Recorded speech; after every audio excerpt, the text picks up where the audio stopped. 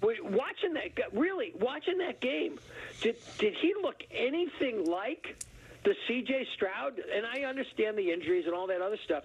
This is like a Daniel Jones bad performance from him, where he was throwing the ball all over the place. He was making bad decisions. So it's not like the Jets beat the 27 Yankees the other night, but they got themselves some oxygen, and now we see what they're going to do with it, because you know how it is with the Jets. It's like a bad movie that you can't walk out of, because it's riveting in a way. And imagine how excited Jets fans were to hear that Woody might get his old job back as ambassador to the Court of St. James. I mean, they got to win, and then to get news like that, I mean, it's time for the party. Well, he already has the title, so I mean, nothing has to change. He's Ambassador Johnson.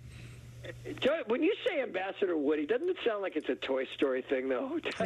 Or something dirty. Ambassador Johnson? Hey, no, Michael. That's so base, right? This is Mike Lupica we're talking to here. But it's Michael K. Yeah, you know how I roll. Yeah, I do. We kind of counter each other. Dable has already announced that Daniel Jones is his quarterback in Germany against Carolina. But no matter how this game goes on Sunday, is not an alternative. I mean, Tyrod Taylor would have been much more of an alternative than Drew Lock, and Tommy DeVito he's just a nice story, but he's not going to do even what he did last year. Here's my question about the Giants, and I say this to my Giant fan friends all the time, some of whom I'm related to. Okay, it's kind of fun to wail on the Jets. They're just fun. It's fun. It's entertaining to beat on the Jets. There's no fun in doing it with it's kicking the Giants right now is like kicking a puppy or something. And here's my question about the Giants: when you look at them, can you see a team that is a star quarterback away from them being something? No. I don't think so. But better. Better, but it's not like if you plugged in. All right, even Russell Wilson. Okay, the Russell Wilson we've seen since he got the starting job in Pittsburgh. Okay, if you put him on the Giants, and by the way, the Giants had the same shot at him that everybody else had, but they won't pull the plug on this kid. But even with him playing well, they're nothing more than a middle-of-the-road team. And, I always say this. You're either moving towards the Lombardi Trophy or you're moving away from it. They've been moving away from it for a long time. And my worst fears have been real. And, again, I don't want to pick on Daniel Jones. He seems like a nice kid, and he shows you flashes sometimes. But when he drops the ball and throws it away at the end, that's who he is, and it's who he's always been. And they're going to end up having wasted 6 years. 6 years of the Giants fans having to wait for this. And you look at the Cardinals. We were just talking about the Cardinals, right? They pulled the plug on Josh Rosen after 1 year. 1 year. Because they saw that they had a chance to go get Kyler Murray. And to bring this full circle with the Giants, it looks like they're going to be just not quite bad enough to get Cam Ward or somebody like that in the next draft, because that's the best scenario for the Giants, actually. Or maybe they go and become the champions of Germany, because God knows they should be the champions of something. Well, that's, we had a caller before that's getting on because he thought the Giants should have tanked to get a better quarterback last year. I just don't believe in tanking. Play it out. Whatever happens, happens. No, I'm not saying tank, Donnie. No. I'm saying that the best thing to happen to them No, absolutely. would be to just keep losing. But to answer your question is, they did get Daniels in the draft. They'd be better than 2-7, but I don't know if they'd be 7-2 like Washington is, because they don't have a secondary and they're not particularly deep offensively. So I don't know that they'd be better at quarterback, but there's a lot of other things. And also, we need to find out, do they have a general manager? Because I think that's still up for grabs. I think they've got the coach, but as you said, good coaches don't go 3-4-13 to get a top pick. So I guess the best case scenario, can they play well enough to lose the rest of the year, where you feel good about the head coach, but are still in a position to draft a quarterback? Is there a world where that exists? No, Johnny, you made a great point. Here's a great point. And we talk about quarterback all the time with the Giants. But when I was talking to my sports editor, Kyle Wagner, a little while ago, he says, how about cornerbacks? Where are the cornerbacks with the Giants right now? Because they got torched by the Commanders last week. And so I don't see enough pieces in place for Giants fans to be optimistic. And the other problem is they can't even win a home game. Okay? Mm-hmm. They can't win a game in the big ugly gray bowl. And I guess I would have to look this up, but I wonder when the last time it was that they hadn't won a home game by November. What do you think's the best story in the NFL right now? What do you follow? Because obviously these two teams aren't it. So what's intriguing? Oh my God, no. The five best stories are the Kansas City Chiefs. The Kansas City Chiefs, and watching Patrick Mahomes play football constantly remind me why I love sports and why I love being a sports fan and why I love the NFL. Watching him, I don't know what Todd Bowles was thinking. You got to go for two. You got a chance to knock off. You got a chance to knock off the king. It was a variation. It's not the exact same thing, obviously, of Shanahan taking the ball in the Super Bowl and just possibly creating a situation where the ball ends up in Patrick's hands at the end, okay? And the only time it doesn't work is when he only had, 28 seconds the other night.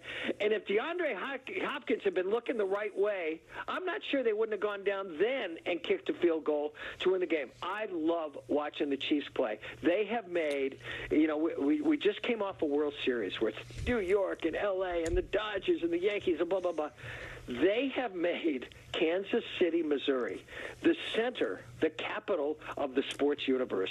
And he's got a perfect wingman in Travis Kelce, who catches 13. But watching this kid play and watch him move inexorably, I believe, to being absolutely in the GOAT conversation with Tom Brady, to me, it is an absolute blast every week. I still think they could be had.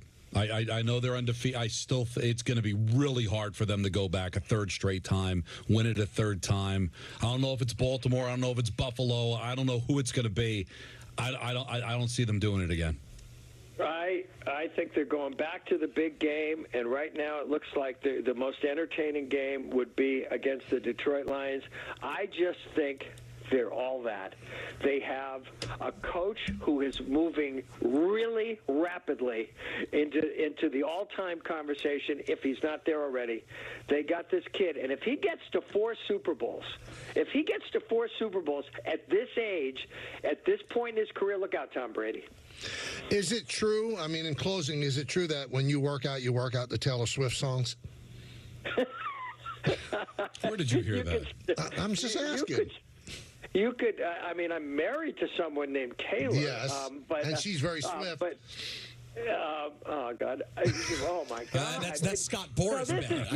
You know what? This is just obviously World Series fatigue. He's not come out. He's not yet. himself. He's not himself. But you know what? That's why we're here for him. So the question goes unanswered. We don't know if you work out the Taylor Swift. No, of course not. I couldn't tell you the name of one song. Really? No. Your kids must know. No, as time goes by, no, I have no idea. No, I don't. I couldn't. No, Hannah could, but no, no. All right, I'll tell you this, and then we'll go. Okay. Every time I'd be in the car with one of my boys, with like here in high school, we're riding around, and a rap song would come on. Zach or Alex or Chris would say, "You know who that is, Dad?" And I would my default answer was always Lil Wayne. How'd you do percentage-wise? No, and I was saying it only took like 5 or 6 rides for them to say, "Oh my God, it is Lil Wayne." I said, "See, I know my rap music." Now, I'm curious. Did you go Little Wayne or did you go Lil Wayne?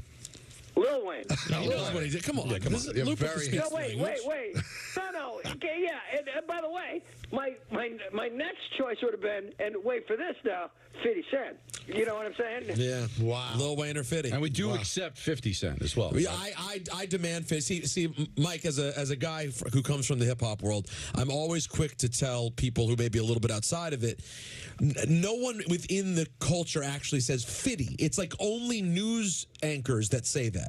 And Mike Lupick. Yeah, or Mike me. Lupick. Yeah. Or me. Yeah. He was one of the sports reporters. So, Well, And now people are going to say, wait, Mike called him Fitty, so if Mike called him Fitty, that's empowering me to call him Fitty. now we have to choose next Wednesday. The music that comes in when you come on, it's either going to be Lil Wayne, yeah, or 50. that has to be. Yeah. And you'd have to tell him. Then you have to ask me. Yeah. Which one it was? Right. Guess which one it is. It's going to be a new game. It's going to sweep the world. By the way, I looked it up. The last time the Giants had not won a game at home until November was 2018. However, they were 0-4. I'm still in the process of seeing the last time they were 0-5 at home. But isn't it amazing, Mike, that this is like all-time bad, and the last time was 2018. They've had quite a bad run. Yes. Yeah, no, I actually now think of 2018 as the good old days. Right. It's not like the Yale Bowl. We're talking 2018, where they actually played in the Venetian blind, so it's awful. Awful. It's just not good. All right, Mike. Thank you. Thanks, Mike. All right, guys. Bye-bye. That's Mike Lupica. That's so much fun every week. It really, it's might be. You're welcome. Yeah, the greatest thing that Peter's ever done for this show. Thank you. I think you'd I accept said that, you right? have a lot of things to choose You know, from. but that's what? the way That's you not. wanted to take it. Right. But I'm just making the statement. I'm not going to dive any deeper into it. It's the best thing Peter's ever done for the show. And it's Well, all right, so I want to ask you, because I find this stuff interesting. I know you do lists. Give me the second best thing he's done for the show. Well, I know it's going to be a bone of contention for you, Michael. Right. Would be ENN. Now, I know that maybe it was your thought, but he made it his own. No, So ENN's ENN probably, would be in the top. But that'd probably be 2 for me. You don't have another 3, do you? I mean, you can't do a top 5 is what I'm saying. The fact that we alternate going for coffee. That's that it? would be. Right to the I coffee. wouldn't say it's 3, but I think it's in the top 5. Wow. I felt very hurt today. You went for the coffees, didn't ask me if I wanted an iced tea. You always ask. That's always. Well, I it's thought Peter's about it. turn. I thought it was about Peter's turn. I thought about it. And I moved on. It was the middle of the I was segment. really in the mood for Really? an iced tea, For an too. iced tea? Yeah, but don't worry about You it. want me to go down the street and get you one? No. Right down the street. Absolutely. I not. could get. I could. You No, want to buy and I'll fly. No. You guys had your coffee. I'm good. You know what? It jumped out at me, Peter. Huh. So he went to Starbucks. Yeah. They've got the holiday cups out already. Oh, yeah, for sure. Look at that. It's November. Yeah. Well, that's the Christmas. thing. There's a channel on Sirius XM. I think it's channel 79, but that's where the Billy Joel channel, all the temporary channels are. Right. November 1st, it was Holly. You know how it goes. I don't like it. I can't stand the fact that Billy Joel's not a year-round channel. I don't get It's it. not right. I don't understand it. I'm gonna. And nobody has a good reason Nancy's for going to get really mad at me because she's a huge fan and she doesn't love Billy Joel. Right. But like, Tom Petty's got a channel. If Tom Petty's got a channel, Billy Joel should. Now, that's not to disparage Tom Petty. No, I get it. But I'm sorry. Kelly Clarkson has a channel. Well, I get for a certain demographic, but you're talking Pearl Jam's got a channel, the Grateful Dead the have Beatles. a channel. Yeah, the Beatles. Billy Joel's right there. That he could have his own There must channel. be a reason. There's got to be a reason. Anthony, that's your job, to find out why SiriusXM does not have Billy Joel 12 months a year. That and if you could also, while you're on that track, find out why Michael was never able to get him on center stage. That seemed like such a natural, right? New York guy, you're a huge fan. There were 3 people I really wanted that couldn't get. Well, Billy Joel, Bruce. 2. Oh, we talked about this before. Because you got George. Is it a sports guy or no? No, it was an entertainment. Well, now it slipped my mind. Oh, he doesn't even know So who it it was is. Billy Joel. It was Bruce. Oh, and Seinfeld. And Well, he's really, a they're Met all fan. but they're. Oh my God! What? So the Yankees would say no? No. I think he would wouldn't. say He wouldn't no. care enough. If it was center stage with Gary Cohen, maybe he comes on. What are you, Don? What's the? I don't know, but so it's off the table that yes would say no because he's a Met fan. No, absolutely Okay, not. I'm just Oh, asking. no, that's not. I can't ask No, the question. no. Everybody in their Such car a- was asking the question. No one thought that. No. You're an No evil one thought person. that. Nobody in there thought that. No, there are other Met fans who But came on the so show. one's from Jersey and the other 2 are from New York. I mean, they could. I'm sure Jerry would be able to walk to the studio. But And, I don't think one he'd of have his any best interest. friends in the world had a great time on the show. Larry David. Can I have an observation about Larry? Sure. I think it's very one-sided, your relationship. He doesn't do a lot for you. Well, I don't need people to do things. No, for me. I get it. That's but not who he is. But you know what? He can step up a little bit. The way you promote his stuff, the way you love him and talk about it, it's very one-sided. He doesn't need me. But that's not what friendship's supposed to be about. But I don't need anything from him. We're good. But don't you feel it's one-sided, Peter? The favors are all going a bit, but it's No, okay. But to be honest, he's a gargantuan star. Right. He came in and did our show, sat here for an hour with us. Yeah. And also, he did something for a friend of mine. He did something. He took a picture with you, and that meant a lot to me. Aw. Yeah, you were at the show at the Y, and he took a picture. He couldn't have been more gracious. That means a lot to me that somebody treats my friend nicely. But we'd already, at that, can I be honest, by the time we took the picture, him and we'd connected already. That wasn't even a favor for you. because of me. Yeah, but he wasn't, at that point, he had to say yes. But with no already hung picture, there's out. no proof. That's right. We did have, well, that's not true. The whole thing was on yes. No, it wasn't. No, our whole experience with him that day. Even if I didn't get the picture, although I love the picture, it's a delight. Right. The whole experience was on video and audio. You had Billy Crystal? Of course. Twice. Of course he has. I'm trying to just listen. That's Billy Crystal was Crystal. great. You know, but it's I don't center think stage is like with I Love Lucy. It's been a while since it's been on. Wow, really? Now, is that where you went? But I'll tell you this about Seinfeld. At this point, he'd do an interview at the opening of an envelope. At that time, he was not doing a lot of interviews. I don't think he would do We got to bring back center stage. Well, Who do I talk to? I'll give you a couple of names. All right. I'll give you a couple of names that are against that. It was a great show. It wasn't a good show. It was a great show. Not good, great. Not good, great. Emmy nominated. Well, so I'm saying, I think the only thing actually won an Emmy. The only two things better. I wouldn't even say that. The Yankees and center stage, and then our show. The Yankees, that's just there wouldn't be a network without them. They've got to be just number be one. S. Well, yeah, that's not. It would be entertainment and sports. Yeah. Yes. We do love entertainment and sports. But we love Yankees more. All right, we love Yankees. We have ENN coming up. A lot of things to talk about on ENN. So please stay tuned right here on Yes at 880 ESPN.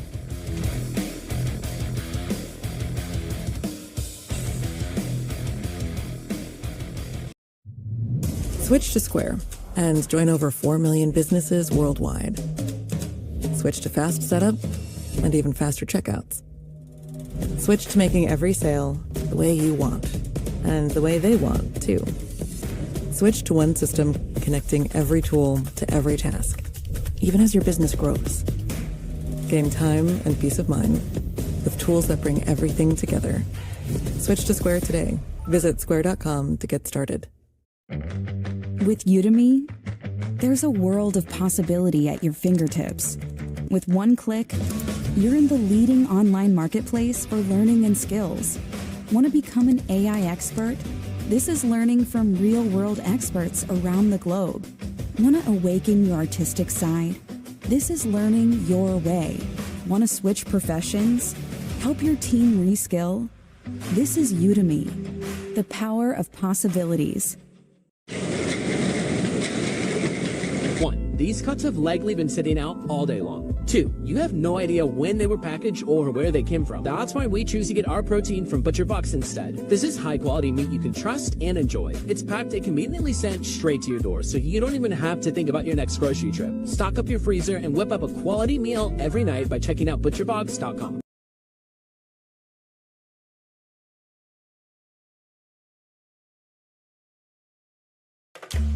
Want to stop hair loss in its tracks? Through Hims.com, you can explore a range of options that work best for you, so you can grow visibly thicker and fuller hair. Get back your robust head of hair in just 3 to 6 months with doctor-trusted ingredients like finasteride, minoxidil, and a blend of supplements that support healthy hair. 3 in 4 Hims customers say they wish they started using hair treatment earlier. Stop hair loss and regrow hair. Get started today at Hims.com.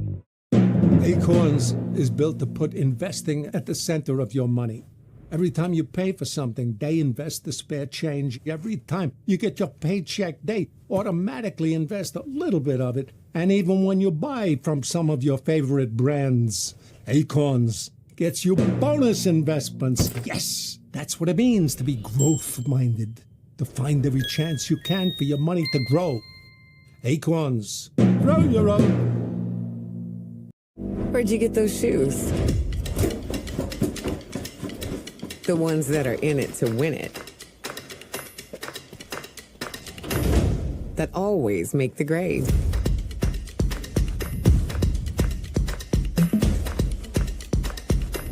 And take the words out of office seriously.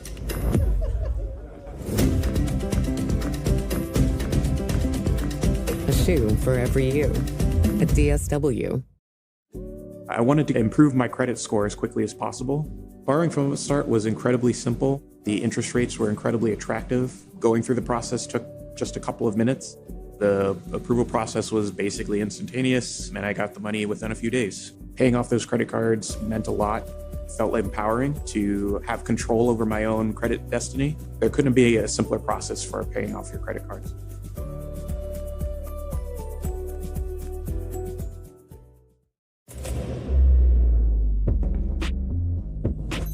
Those shins, so smooth, like marble pillars.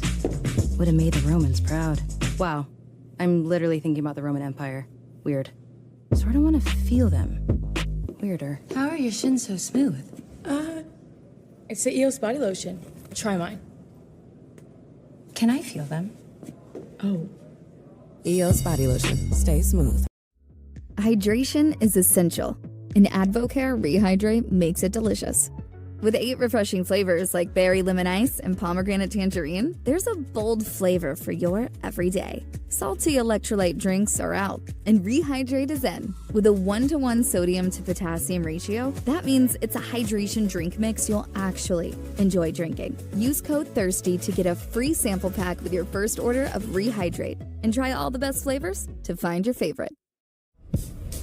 We started to use Square. As we moved from one location to 2, we quickly realised that we needed better data so that we could customise the curation for each of the markets. Originally, we started with the KDS. By adding the Square Online for the full grocery offering, we hoped to grow sales about 20-25%. And we used the loyalty program, which has definitely generated a lot of repeat business.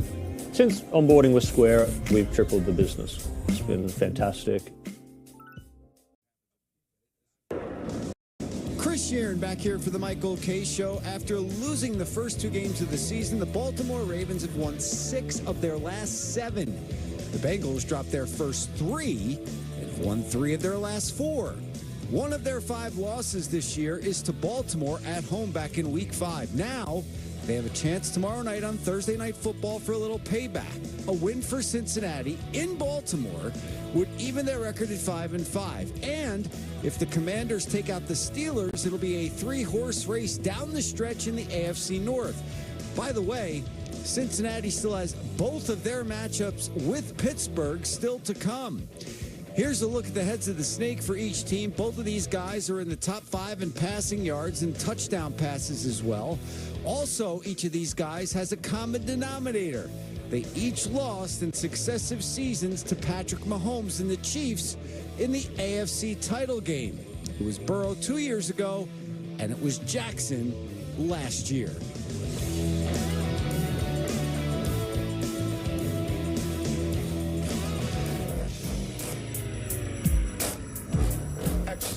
Excellent question. Mr. Don Maloney. And to Morris. Welcome to the shoot, Arrow baby. Who is the Sheik talking to? Don Maloney, the former Ranger? It's my favorite. It's what made the Iron Sheik famous. That viral interview in the first days of Viral when he was doing like a local cable access show. And he's talking about WrestleMania 3, and that's when he started screaming crazed homophobic things. That's terrible. It's what made him like a Howard Stern viral star.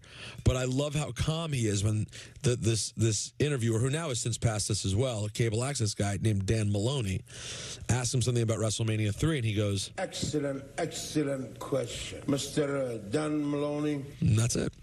It means something to me. I'd like to say good evening to Michael also. I don't hear swallows. Whoa. I don't hear swallows. And to Don. His chest hair was flying out, and Noah's hair looked like he was snorting coke off the back of a werewolf. And good evening to myself. How you like them apples, buddy? Yeah, that was disturbing. I thought about that a lot yesterday. You did? Yeah. Because he went right at you. What a sip that was. How was you enjoy that was tea? a hell of a sip. That Bigelow? It's hot tea. I'd use it in a commercial. Yeah, it is Bigelow. How you like them apples, buddy? Bigelow should repurpose that slurp. Let's see if I can do it again. Let's see if we can isolate the slurp, okay? And a swallow. Bigelow tea, the official tea of the New York Yankees. Boy, I'll tell you what. Don's red. I'll tell you, he's getting red. Was it? I think Don's red because he naturally said they need to repurpose that slurp.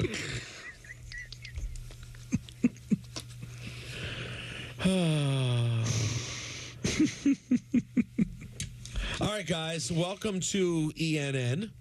Hey. How you doing? Good. Brian Dable spoke today. Really? What about? Football. Oh, okay. Is he going to be played off by the orchestra? Is that what you're setting it up for? Well, let's see. We'll see how he does, and I'll decide. Here he is talking about he's doing something that a lot of leaders don't do this.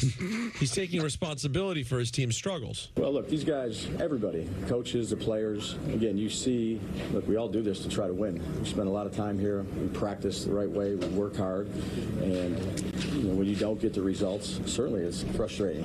You do everything you can do to get a win. But ultimately, that's my job. And my job is to support and lead. And, again, it should fall on me, not these guys. They're working their butts off. He's not happy with the results, though. So I appreciate how these guys work and the commitment they have to one another, and the results stink, to be honest with you, but we're doing everything we can do, and that's on me. Oh, man. By the way, I was doing the work, but Greek was a little quicker.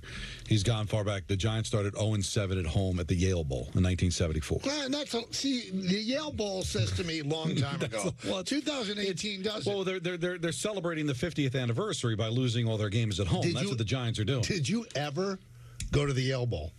No. No, me neither. Nope. What years were they there? Well, I think was it 74, and then was it Yankee Stadium? Such 75? a youngin' then. You were, what, 13? In 74, 13. Yep. Wow. But Connecticut might as well have been Mars for you in the Bronx, right? Absolutely. How would I have gotten there? Yeah, right. Dad, you want to drive to the Yale Bowl? What the? You might have gotten a no and a smack in the head. And maybe a little F-bomb, too. Really? You're not going to the bleeping Yale Bowl. No going to the bleeping Yale Bowl, huh? You mentioned some sad stats about the New York Giants. They're done. You want to know a commie stat this year? 3 turnovers through 9 games. Amazing. Is the best. That's the Commanders. I got it. First time since, guess when the last time someone did that? Sonny Jurgensen. Sammy Baugh. No, I mean in the NFL. Oh, in the NFL? I don't know. Patriots in 07. 1933. Through 9 games? Yeah. Last time that low a turnover. So that's good. I think they're playing pretty. They're playing representative football. What's the word? Symmetrical. What's the thing? Symmetrical is not the word. Complimentary. Playing complimentary football. That's right. Thank you. I think Jarv nailed the Lupica interview that Peter contributed to. What did he say? When he asked about the stories, and Jarv's like, Peter went fishing for Commander answer, but Lupica went Chiefs. No, it really. I got to tell you though, I thought there's a chance he'd say Commanders. But that really wasn't what I was going for. I didn't think he'd say all 5 on the Chiefs. But he's a man, Mike, and I respect this. He really does love greatness. That's what he covers. He loves to cover the iconically great, and that is Mahomes. Listen, the Chiefs annoy the hell out of me, and I'm done. And frankly, if they're in the Super Bowl again, I might take a knee. He's not cool. His voice is weird. He's kind of a dork. His brother's a tool. His girlfriend's annoying. You know how I feel. But you can't deny the greatness. It's crazy. But both could be true. Great and annoying. It happened to Curry. Curry went from great to annoying. Yeah, but he's back. He's back now. Curry's not annoying. He annoyed you. With the mouthpiece, the chewing on the mouthpiece annoys me. mouthpiece. That was even before you think he's annoying. That's just an annoying habit. But he I don't like the shimmy either. No, but you don't like anyone who does anything extra. Right. You're starting to You know what? When you're right, you're right. But relative to Mahomes, I get he's it. not a heel. There's Mahomes Lale, but I think there's a lot in common with the Chiefs and the Warriors. They were like, whatever. The franchise you kind of forget to all of a sudden becoming a really cool story to this is annoying. Stop already. Tell me if I'm ruining Charlie. So Charlie knows that I don't like celebrations. Right. and he's a kid who loves celebration, so we'll be in the backyard. How about if I hit a home run for bat flip? And I go, I just act like you've been there before. I should let him just do what he wants. Yes. Right? Because he's going to do what he wants, at least be on board. And yeah, but he doesn't do things if he knows if it bothers me. You're saying that you like the idea of teaching your son to be a good sport. I do like the idea, but I think it might also be I've got to let him find his own way. Right. I mean, just because I'm a stuck-in-the-mud fuddy-duddy doesn't mean that he has to be. Maybe he's going to be a bat-flipping guy. A BF and bat flip. Yeah. No, but just know their role. Like Marco likes to bat flip, and then when Winker slammed his helmet down, he likes to do that now after it's a home run in the backyard. Really? But you can't like that. But he doesn't do it when he actually plays with his teammates. He knows better than that. Look at that. What a guy. Well, because I think there's a time and play. We're out on the backyard, have some fun, but don't do it where there's people Could watching. this be the week that the Bengals lose? The Chiefs lose. They're hosting the Broncos. I wouldn't think so. No. But you never can depend on them to cover, though. No, I never pick them. Yeah. They're the worst. I'm going to throw a hefty bundle down on the Washington Commanders to beat up on Danny Stillers. What streak are we at where he's picked the Commanders in our pick? Actually, the better question is, what week is it? Week 1, I think I did it and got it wrong. They didn't cover once, and I picked one of them. And then I have another 4. The jar will find that. I'll find that us for sure. Or fun with numbers. You make the poor guy just a long trip. Now he's got to listen. I was the only one that thought it was. Anthony and I were the only ones who thought it was cool to break bread with the guy. So you know what? I went out of my way to meet him at Yankee Stadium. On a wonderful. That's close. That's break bread at Jace. It's close. Peter's the one that did really. You didn't even try. I spent nice time with him when he was here, though. No, but you had no choice. You were at work. Yeah, really. You had no choice. You were a prisoner. But I enjoyed it. Lovely guy. No, he's a very good guy. I like the job. And we'd like him to do that for us. Or fun with numbers, too. Fun with numbers might be better because that's numbers with a Z to you. Yes. Daniel Jones on the Giants 2-7 start. Yeah, I mean, it's tough. No one's happy with where we are now. Challenges now, are you going to let that affect your preparation? Are you going to let that affect your attitude and your effort? Or are you going to use it to motivate you and, elevate your game, elevate your preparation? Stop. I think, we all have to make Oh, my God. Because he doesn't say anything. That's what I could have told you exactly what he was going to say. And listen, and I really like him, and that touchdown run showed his toughness, but don't speak again. All year. Yeah, I'm good. That might be one of the reasons why you don't start him, so you don't have to talk to him. I've picked the Commies 6 straight weeks. And have they won all 6 and 0? And 7 of the 9, because you said you picked them in week 1. I think so, yeah. You don't think there's an issue? That doesn't embarrass you? No, he shouldn't be embarrassed. I know Vegas them should the be best. embarrassed. Vegas has missed on them the entire year. They still don't believe. Yeah, we keep saying. I mean, listen, I get it. Pittsburgh has a great record, and Mike Tomlin's a great coach, and this is going to be a challenge. But under 3?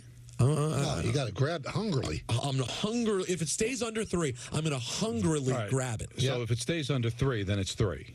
Pick? Yeah. Probably. Show me something. Well, no, I got to look at the rest of the. I haven't done the work yet. Well, How about this? By the way, Friday at wait until 4:30 at 5:40. Is it Friday at 5:15? The Cowboys. By the way, Cowboys 7-point dogs at home this week. Oh my God, the team stinks. They're not good, and Cooper Rush is not awful, but they're begging me to hungrily grab the line. They want me to have another Lions Commanders week for like the 4th week in a row. Lions are minus 3.5 at the Texans. They might win by 27 points at the Texans. I saw that team. They're pure hot garbage. Lions are good too. Lions is so weird. Lions are hungry. Not in our lifetime will we be able to say Lions are. Hold on. The two of the as consistent a thing as turning on the NFL this weekend on the Sunday is that the Lions and the Commanders will be playing good football. That's what's happening in the league. And how you like them apples? Or as someone once said, and I think you may recall when this was said, Bigelow should repurpose that slurp. No, that's not it. That was the wrong button. You get the idea. No, but ESPN can do a 30 for 30 on that trade with the Rams, buddy. Right? Mm-hmm. I knew that's what you wanted. Thank you. I don't know if you heard what I said. I didn't. ESPN can do a 30 for 30. Yeah. On the Rams trade with the Lions. With the 12. Because right away, Stafford wins the Super Bowl with L.A. Great story. Sure. And what seemed like the throwaway, they had to send a quarterback to Detroit, and now No, by the way, I think if I had... You want a hot take? Detroit won the trade, in my opinion. Well, potentially, yeah. Well, just because you said the Rams won a Super Bowl. They won a Super Bowl, but the better play over a longer stretch of time. I'm sure there has been. Has there ever been a trade where the two principals in the deal both won championships? That's a good one, Ben. Ooh. Have Jarv look that up, too. That's a really good one. Well, that's more of a Greek thing. Or I just do it myself. Deshaun Watson, by the way, his future unknown. The Browns GM, Andrew Berry, was non-committal when asked Wednesday about his standing with the franchise. Yeah, they deserve it. Karma. Don't you love it? Yep, I do. How you like them apples, buddy? That'll do it for ENN on this beautiful Wednesday evening. It's brought to you by Security Dodge. Shop 24/7 at securitydodge.com during their Black Friday sales event. Beautiful. I'm done with my reads for the day, too. How you like really? How you like them apples, buddy? I'll tell you when I get one. You got none? They've given up on me, Don. Well, what do you read into that? Nothing. Not one. Not you one. don't read anything into it, or no reads? Oh, what do I read into it? What do you read into no reads? I think my time might be ending. I mean, if they honestly, if they can't sell the case, or what does that tell you? I can't argue. Well, Yeah. What other conclusion can you come to? I mean, you and Peter read like it's like, reading time at Wonderama. One read. And Peter, how many reads did you have today? He's got 15. 5, 4, 3. I only have 3 today. Yeah. That's down from 6 or 7. But I do have the Dan Orlovsky, There you go. Yeah. That counts for something. But anybody could read that. It doesn't have to be me. I'll let you read it, so I'm completely free of there reads. you know what? Enjoy yourself. I think management's sending a very strong message. I don't know. They're done. They're good. They're good. They're good. I don't think that's what they're saying. I think that might be what they're saying right here on Yes and 880 ESPN.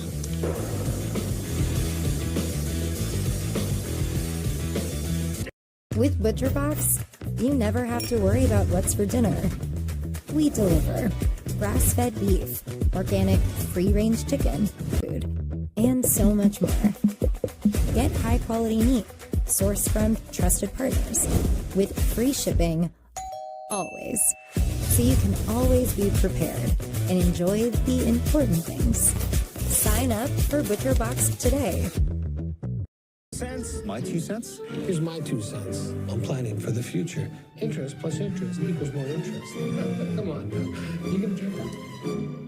Hi, Joan. Perfect timing. I have a few questions. Of course. Let's look at your plan.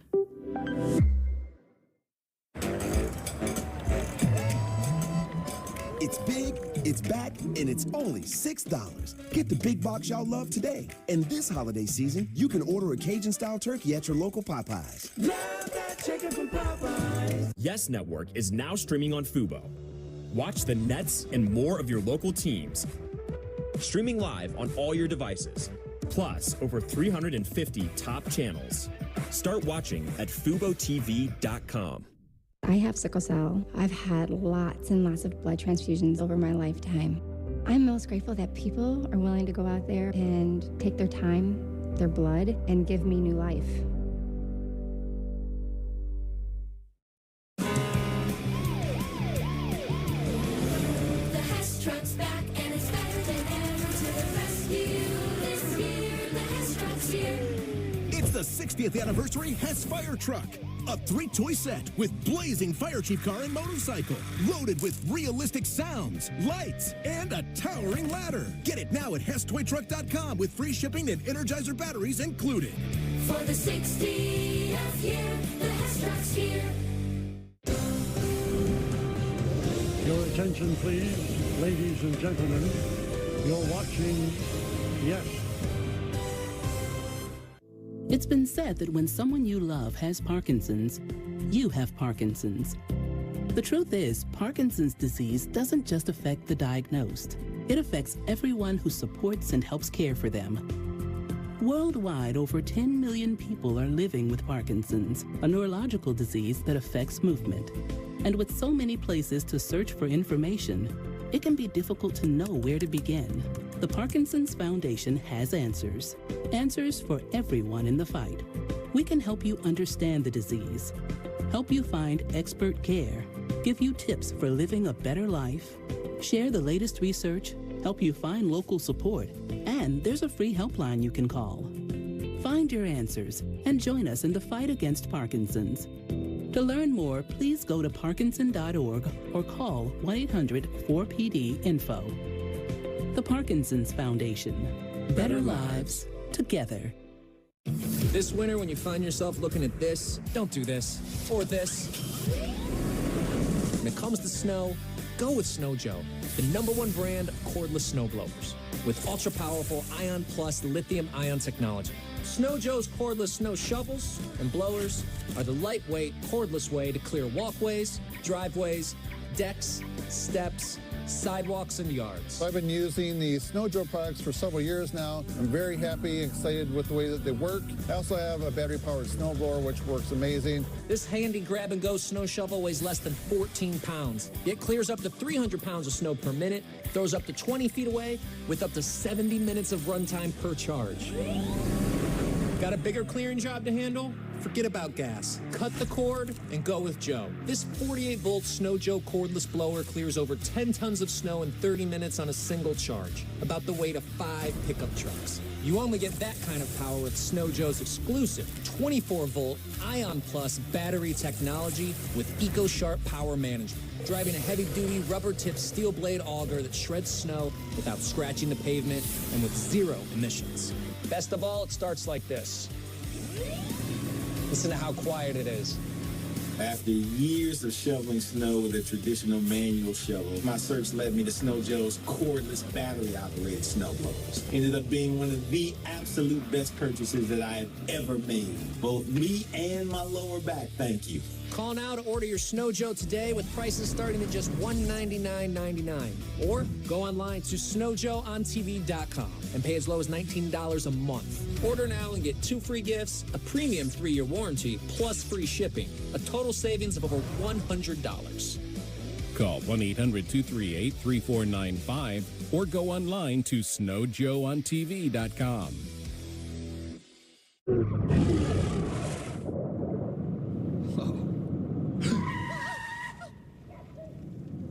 Eyes forward. Don't drive distracted.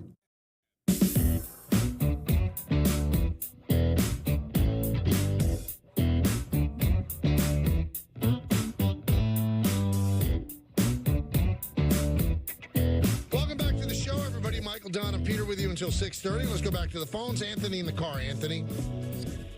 Hey, fellas. How you doing today? Good. You? Great. Peter, congrats. My wife and I had a little Guadalupe back in March. There you go. The most underrated thing is getting Chinese on a Friday night and doing nothing. I know it's a great built-in excuse to just never do anything. And you never did that before Guadalupe, Anthony? No, we did it once before. That's how we got Guadalupe. But I love it. But anyway, you guys were talking about the pool situation at the beginning of the show. Yeah. And before I ask my question and hang up, my father keeps his pool at like 90 to 92 degrees throughout the entire summer. So is your dad a wealthy man? I don't know. I don't get into his pockets. I only like to get into other people's pockets. Wow. $1,000 a day. You got to find another way to heat the pool. Yeah, it's extraordinarily expensive. But the billboard business must be booming, I guess. I don't know. Anyway, I'll hang up after this. There was a video going around about they were asking Yankee fans, would you sign Juan Soto for 10 years? If you had to sign Daniel Jones for 10 years, would you do it? And some of the answers were pretty funny. I don't know if you saw that video or not. But you had to do I'll both? hang up and listen. You had it, yeah. In order to get Soto for 10, you had to sign Daniel Jones for 10.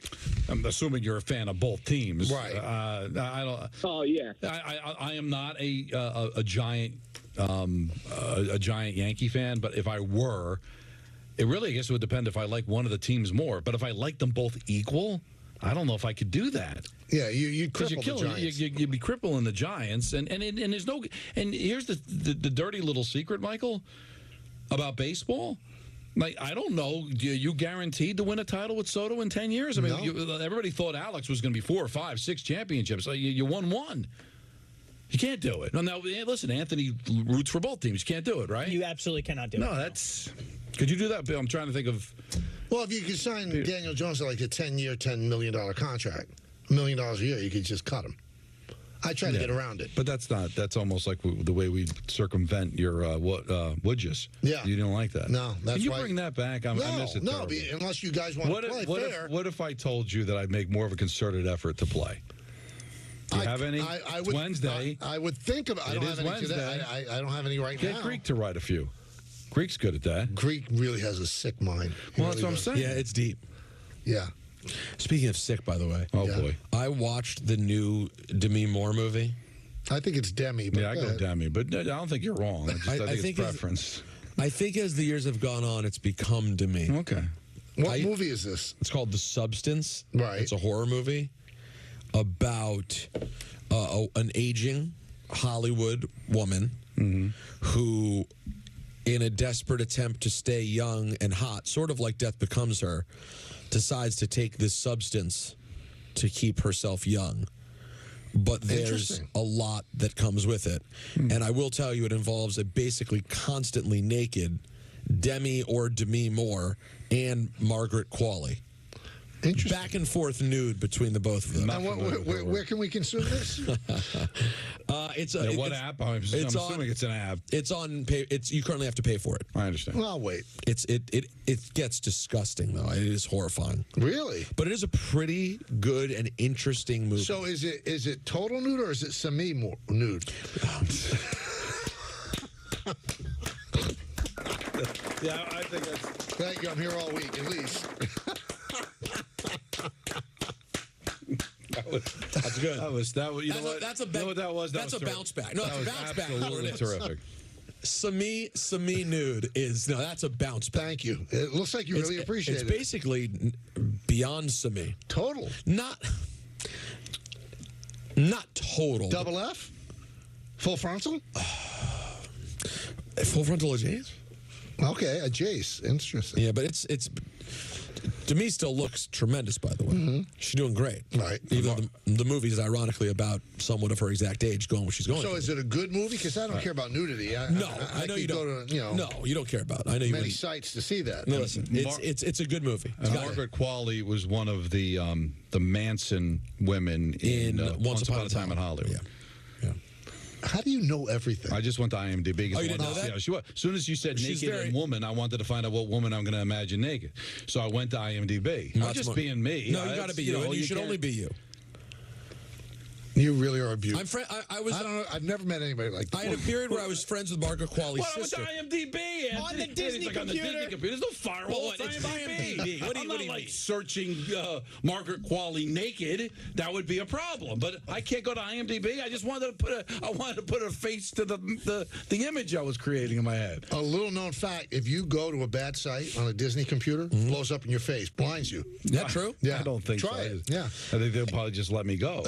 Right? I don't think they would do they'll that. let you go maimed. Now, Margaret Qualley and her sister, who's a sweet girl and a talented singer named Rainsford, the two of them have a famous mother. Should we wait until 5 o'clock? Do you want to know? Let's tease Is it. that 5 worthy? Yeah, I think it's 5 worthy because I'm intrigued. Yeah, we'll find out who Margaret Qualley and Rainsford's mother is when we get back. I got information in here, baby. Right here on Yes and 880 ESPN.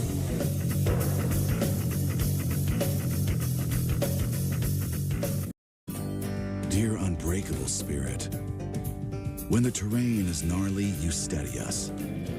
When obstacles are ahead, you lift us. When the turf is hostile, you inspire us. Own a legend.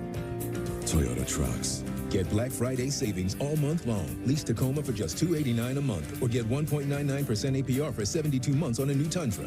Find yours at Toyota.com. Toyota. Let's go places. Hi, Eric. Hi, Mel. Is now good for a quick catch-up on your plan? Yes, now's great. Has anything changed since we last spoke? You know what? Yes, I'm thinking more long-term. Great. We'll make that change to your plan and adjust as needed. This helps a lot. Bye, Mel. Bye. Make sense of your money with Citizens.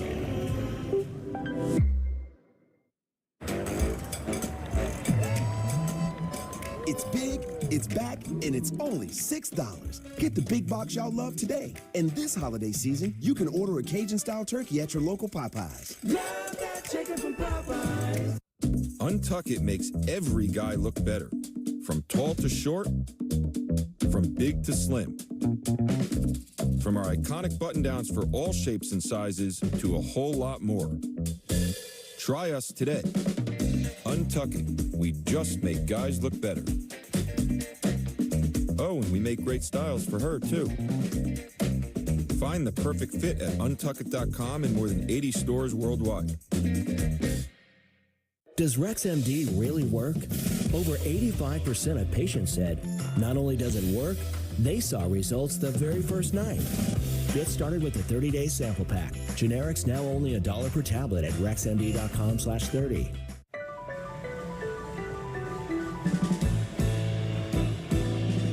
Baby, oh, can't you make up your mind? Oh, 'cause you're so far away. Am I just wasting my time? Yeah. I debate all day. It's what I do. But there are some things that are undebatable, like your mental health. I was in a dark place when my brother passed away in a car accident. I was depressed in ways I never imagined. I reached out, and my sisters came, my pastor, my therapist. They helped me get through it. I found that the more I spoke up, the healthier my mind became. When you love your mind, you can go so much further. Find mental health resources at loveyourmindtoday.org. My dad, he's a double amputee, and he's one of my favorite people in the world. To me, a hero is someone who fights for our country and freedom. My dad is a hero. Homes for Our Troops built this house, and my dad can get through the wide doorways. He can reach anything. Homes for Our Troops builds and donates specially adapted custom homes nationwide for severely injured post-9/11 veterans and enables them to rebuild their lives. Join our mission at hfotusa.org. I'm Naheem Hines. I support the Muscular Dystrophy Association because they help my mom and kids like Ethan. Thanks to the Muscular Dystrophy Association and people like you, I have more hope than ever before. Join us and learn more at mda.org today. Your attention, please, ladies and gentlemen. You're watching Yes.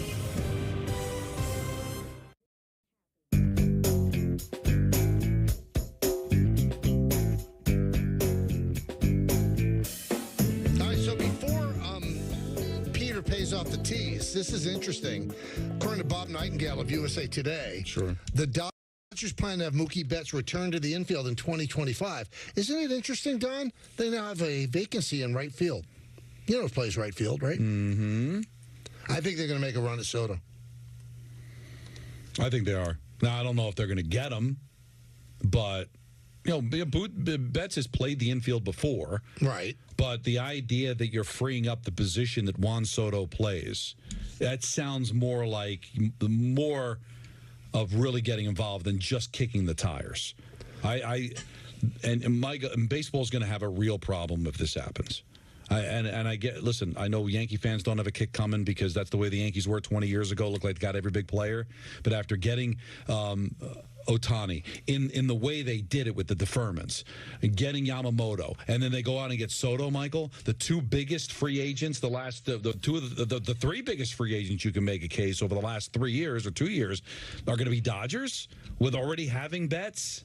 It's tough. Yeah. Now, listen, I can't cry poverty as a Met fan having Steve Cohen, but you think that's good for Major League Baseball? I guess, listen, there's worse things than having the Dodgers be good. Don't get me wrong, but come on, Michael. And what do all these other small market teams are going to be like? How are the Diamondbacks supposed to be able to compete? They can't do that. Here is Scott Boras on Rogers Sportsnet in Toronto. What Soto brings to his next team. Well, I think the fact that when you have something that no one else has in the player community, in the talent arena, you have the jewel, you have the Mona Lisa of the museum, you have the attraction, you also have somebody that allows for owners to win repeatedly. And when owners win repeatedly, their revenues skyrocket. They develop the impact of postseason play on attendance, on rights in the streaming world, what those rights may mean mean, all of those things are going to generate that. Plus the international branding of being, one of the greats, and yet he has literally 15 years more of his prime to offer. Michael, I think he's losing touch. He's selling his guy. I think he's losing touch with reality. The Yankees are forever brand, with or without Juan Soto. Now, I'm not going to tell you I don't want him, and I'm not going to tell Yankee fans not to want him. But I think the Yankees will survive without him. Now, if you're telling me that the Kansas City Royals have a chance to get him, well, then I can understand all the things that Scott Boras is talking about. But if he ends up a Dodger, if he ends up a Yankee, are you telling me it's going to move the needle that much more? Those are forever franchises that sell out, that have tremendous ratings and tremendous revenue already coming in, and tremendous international. Both are able to sell internationally, which I'm not even sure Juan Soto sells internationally. He's not a Japanese player. Like, I don't think he's selling international. I mean, the Yankees are going to get him because he gives them the best chance to win a World Series. Is he going to mean that much more to the franchise money-wise? He'll only mean a lot money-wise if they continually go to the World Series, but I don't think you're going to get outside income because of him. And the other thing, too, we've had this conversation before, Michael. What happened after Washington lost Harper? They went out and won a World Series. Right. The Padres got better after losing Juan Soto.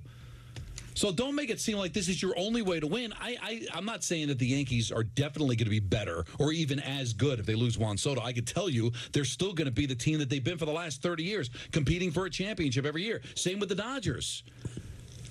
Here is Boras talking about how long will Soto's free agency last. Well, due to the volume of interest and Juan's desire to hear, I can't put a time frame on it, but it's going to be a very thorough process for him because he wants to meet people personally. He wants to talk with them, and he wants to hear from them. See, that's when I back out. If I'm the Yankees, if it's going to take me into January or February, I'm going to say, listen, we love your guy, but we're not waiting that long. We've got to do other things if we're not going to get him. Now, let's hear this out. Okay, so how long is the process going to be? Who logically, Michael, is going to be involved in this? You mean the teams? Yeah. Dodgers, Giants. I'd say the Cubs sniff around. John Heyman reporting the Red Sox. Mets, the Yankees. He doesn't meet with the Yankees. I mean, he lived that. Who else am I leaving out? All right, but that's a good 6. Mm-hmm. And Toronto. All right, 7. All right, so you said he doesn't have to meet with the Yankees. I mean, he already knows the Yankees. Although Boras said later he wants to meet with Hal Steinbrenner. For what? I don't know. Cashman said that they would, of course, be they meet. Well, of course, you have to say that, but why does he have to meet with them? He knows everything about the organization. So let me spin it this way: if it's all about the money, then what are we talking about? Now, I'm not saying he's got to blindly sign with San Francisco without going to check out ownership and getting to meet some people, check out the area. Same thing with Toronto; it's moving to another country. He probably doesn't know very much about the Blue Jays, having played in the National League every year except this year. How long does it take to do that, Michael? You could do it in a week. I think these guys want to feel loved and they want to be seduced. But you are. But Scott should understand this. You are going to have teams drop out because if of the 7 teams that you mentioned, don't you think there's going to be a couple that find out that this is going to be a long process? All right, I'm out because I've got other holes to fill here, and I can't sit here and wait and be left holding the bag if he decides not to sign here. Now, like the Mets are a team. You said that very well earlier on. The Mets might be a team that can wait because they can bring back the exact same team if they wanted to and feel like they can compete. So all they have to do just re-sign Severino, re-sign Minaya, re-sign Alonso. All right, we're going to go back at it again. But these other teams, like the Giants finished 2 games under 500. They're going to want to fill some holes. Yeah. Yankees have to fill some holes. So if he says, I think I'm going to wait until, I don't know, February. Well, I'm out. Then there's going to be a few teams that are going to be out. Why would he do that? Because he thinks that's the best way to get the most money. He'll find 2 teams that desperately want him and keep driving up the price, and he's doing his job. He doesn't have to worry about the team being built. But if I'm the Yankees, I go, winter meetings, December 12th. I want this done. If not, we're out. Well, free agency's open now, right? Yeah. All right, over the next couple of weeks, I'm going to meet with all the teams that are interested. All right, for the next couple of weeks. And then when those 2 weeks are over, start bidding. And then it'll really be up to the teams that are bidding how long the process is going to be. Like, well, so why put all this in? Dude, man, you're not that important, Scott. I know you love the attention all on you, but you had 4 or 5 free agents not signed at spring training last year, okay? You're not the best at what you do anymore. All right, you happen to have the best players, I get it, but some of those guys didn't have jobs in April last year because you farted around. You've got this crown jewel. Get it done, man. He's going to get paid, but why take some teams out of the process just so you could sit there and do your haiku to everybody for the next 2 months? No one cares about you, all right? Nope, they just wanted to sign the player, right? You are completely meaningless to everyone. Get off your stupid high horse and do your job. God, the guy just wants attention, Michael. You don't see that? No, I think he's great at what he does. And Stop it. I believe that. He's great at what he does, but he could still be an ass. I don't even think he's that. I think this is how he manipulates the market. No, he's bad for baseball. No one cares about him. They care about his player. He's an agent. He's a sales guy. He's nobody. Stop putting him up on a big thing. Soto can get his money. Which we hold him up to like, oh, Scott Boras does great for his client. So how many? 4 or 5 of them didn't have jobs in April. 3. Who's Margaret Qualley's mom to pay off the tees? Bigelow should repurpose that slurp. Margaret Qualley's mother is an actress, mostly from the 90s. Mm-hmm. Right. Some 80s in there, too. Okay. Joan Van Ark. Incorrect. I'll give you one hint. Jill St. John. Give you one hint. She's curly hair. Curly hair. Mm-hmm. Bernadette Peters. Incorrect. That's a good pull for curly hair. Yeah. I've always been a big Bernadette Peters fan. And I'll give you one more. She has a traditionally boy's first name. Curly hair? And a traditionally boy's first name. Don't know. Boy's friend. Don't know. Miss Andy McDowell. Wow. That's 4 interesting. weddings and a funeral. Sure. Or Groundhog Day to you and me. Oh. Or I call it my birthday movie. Oh, yeah, that's right. Yeah. The K birthday film. Yeah. Back to Boras. He was asked about the Mets' aggressiveness in free agency. Well, I think the Mets are obviously trying to get to their goal, which is winning a world championship, and I think they've been very clear about pursuing this aggressively in the market.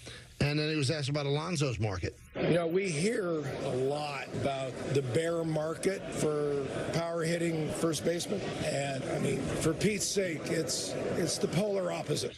God, he's such a tool. He's not. I will not have you say that about a guy I like. He really is, though. It's tough. Yeah, no, I get it, Michael. You live in his world, and I it's like awkward. him. He's always been very nice to me. Well, so he's been nice to you. I don't know the man. We had him on during the pandemic. Right. He actually did a good job outlining the whole vaccine and everything because, again, he knows everything. I think he was about a year off, but it didn't matter. I think he's a toolbox. Now, he was asked, does J.D. Martinez want to keep playing? If you know J.D. Martinez, you know he wants to play baseball for a long time.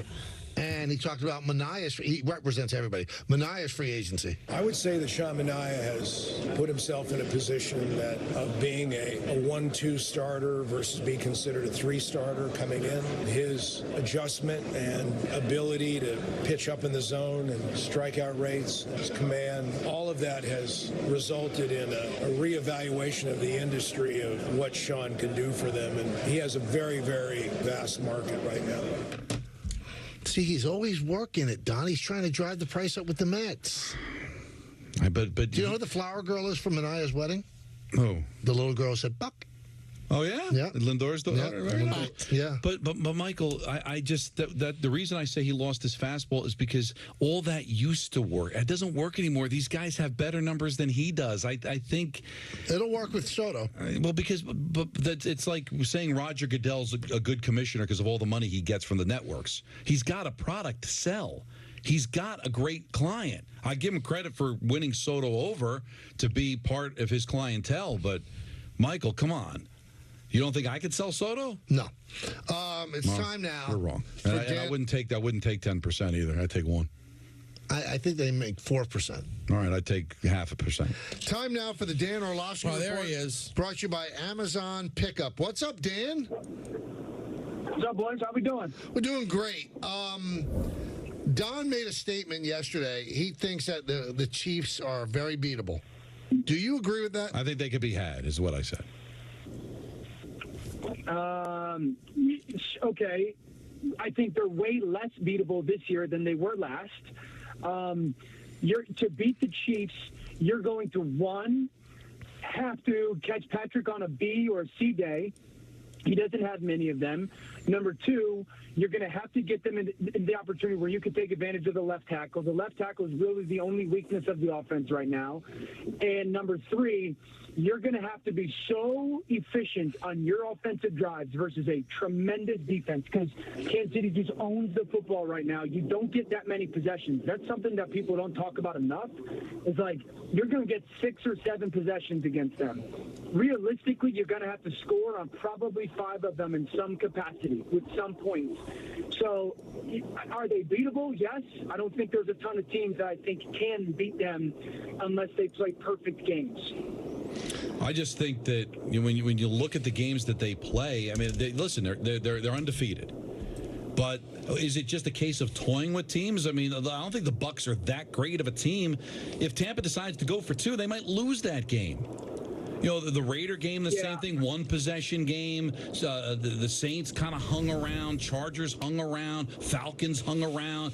So I just wonder, are they as good as their record is? 8-0 indicates that they're the 07 Patriots. I can't say they're that. No, because there's different styles offensively. You know, and certainly even this year with the Lions. The Lions offensively have the ability to be so explosive because of their scheme and their players, no doubt, but their scheme promotes explosive elements. Same with Philly's offense. That's not the Chiefs.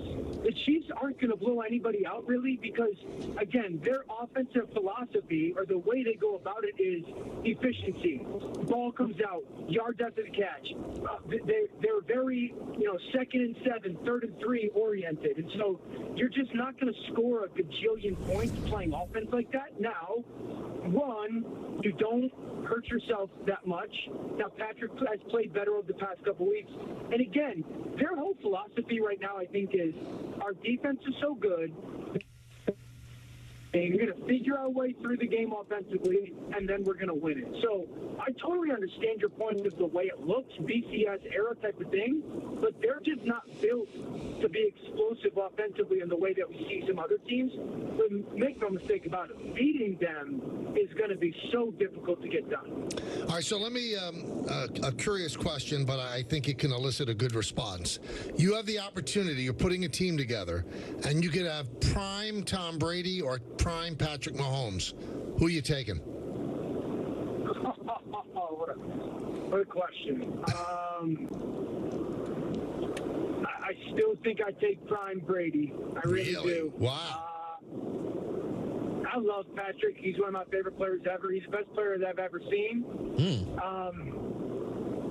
But I think it's out of respect, guys. I think I just have such a tremendous amount of respect for watching what Tom did for so long. And they were flawless on offense. When he was in that kind of 10-year window, they were phenomenal. So I'm an emotional person. Maybe a little bit of my childhood or growing up playing the position, emotion is attached to Tom's. Now, if you had your choice, we will not tell the big national people who watch you on TV every day because we don't want controversy. It's just us. No one's paying attention. It's just us in New York. I avoid controversy. Nobody knows. Yeah. Do you love greatness so much that you hope to watch the Chiefs again in the Super Bowl, or are you a little bit bored of it? And would you enjoy seeing someone else in the Super Bowl this year? There's only 2 teams that I would like it watching them win the Super Bowl other than Kansas City this year. Okay. I would love to see Kansas City 3-peat. The only 2 teams I'd like to see Detroit and Baltimore win it other than them. No, Detroit, well, Baltimore too, but I think Detroit and Buffalo for me. Maybe there's 3 teams with Baltimore. I would love to see Detroit get it done. Obviously, having been drafted there and being a part and having my hand in some of the bad days there, and just huge fans of Dan and playing with Dan. Obviously, Buffalo, Josh. I'm a massive fan of Josh. I think that city, if that place got an AFC Championship game, it would erupt.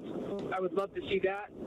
I think Baltimore with Lamar, as much as I love Lamar, but I think I'm a little bit more passionate about Buffalo and/or Detroit.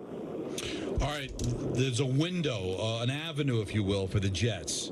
Do you think they're good enough to take advantage of it? Yes. I think they're good enough, yes.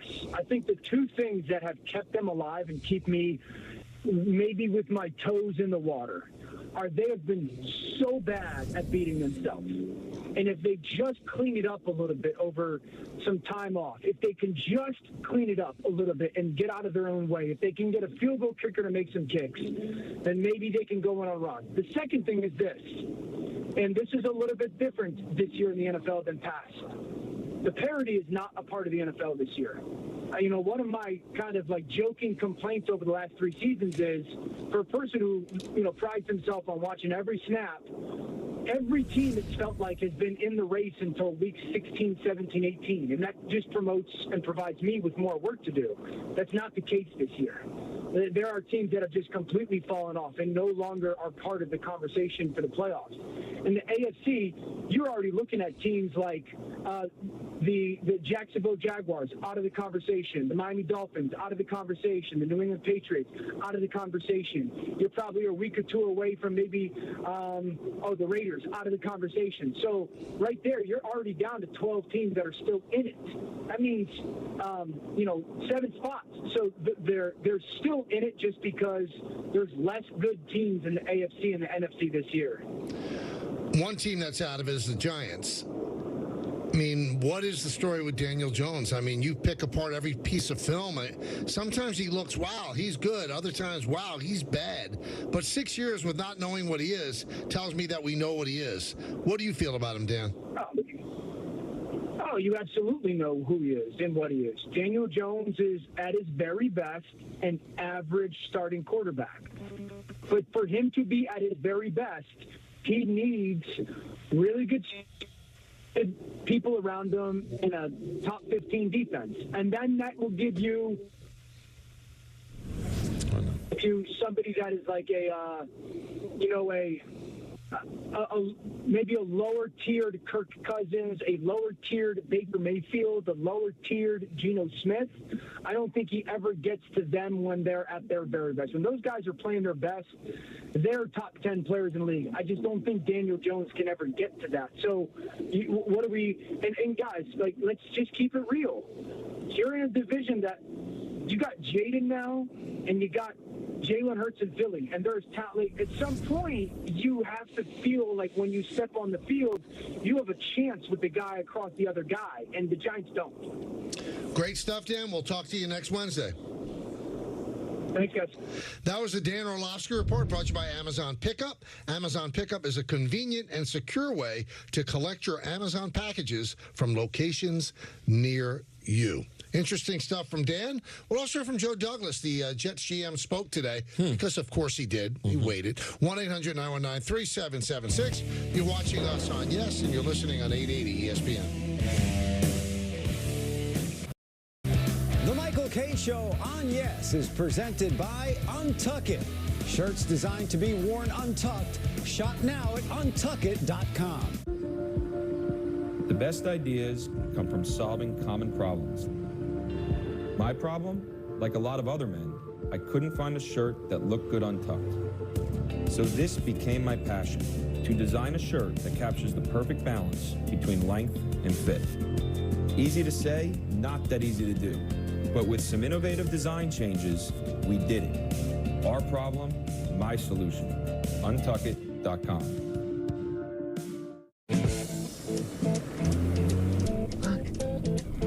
Here we go. They're following us. This is awesome.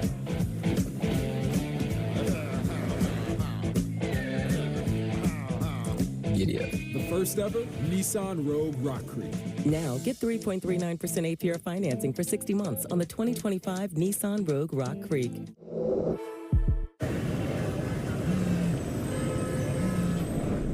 Hi, Eric. Hi, Mel. Is now good for a quick catch-up on your plan? Yes, now's great.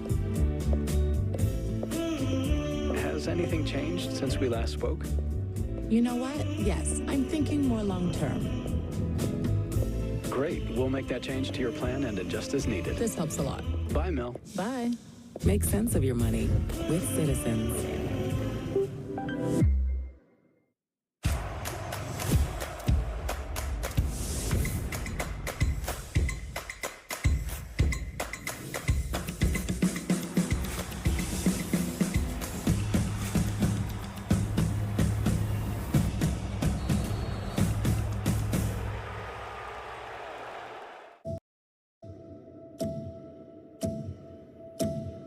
The symptoms started around 2011, going through different doctors, a lot of misdiagnosis. I struggle with tremors, double vision, brain fog, and chronic pain. I picture myself being in this place and everything being out of reach. The MS is getting worse, and I'm still just stuck in this little body. Primary progressive MS. It's comparable to a house where things aren't working as they should. It's not something you could sleep off. You wake up, it's still there. When you hear about a cure, it brings that hope back. It would mean to my kids that they get their mom back. And people would be saying, hey, remember MS? You don't know what that is. If no one would have to ever experience this, it would just change the world.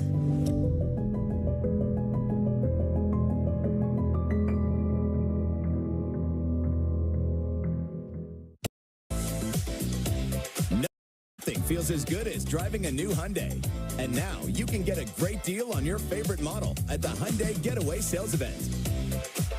Plus, every Hyundai is backed by America's Best Warranty. Hurry to the Hyundai Getaway Sales Event before this offer ends. Make your next getaway your best one yet. Drive away now in the Santa Fe with 1.99% APR for 72 months. Only during the Hyundai Getaway Sales Event. It's big, it's back, and it's only $6. Get the big box y'all love today. And this holiday season, you can order a Cajun-style turkey at your local Popeyes. Love that chicken from Popeyes. Amazon early holiday deals are here. Woo! Woo! With everything you need to kick off the season. Woo! Shop Amazon early holiday deals now. We asked seniors how to prevent Medicare scams. If you get a phone call, do not talk to the person. Never, ever give out your Medicare number. Just hang up. I check my Medicare statements monthly. To report Medicare fraud, contact the Senior Medicare Patrol in your state. Your attention, please, ladies and gentlemen. You're watching Yes.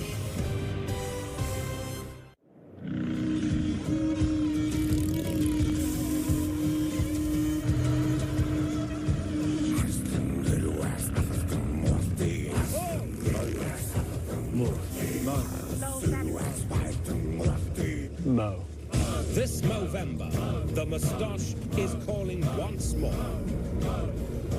Raise funds, save lives. Sign up at Movember.com. Hey, small business owners. Your company may need to file its beneficial ownership information with the federal government.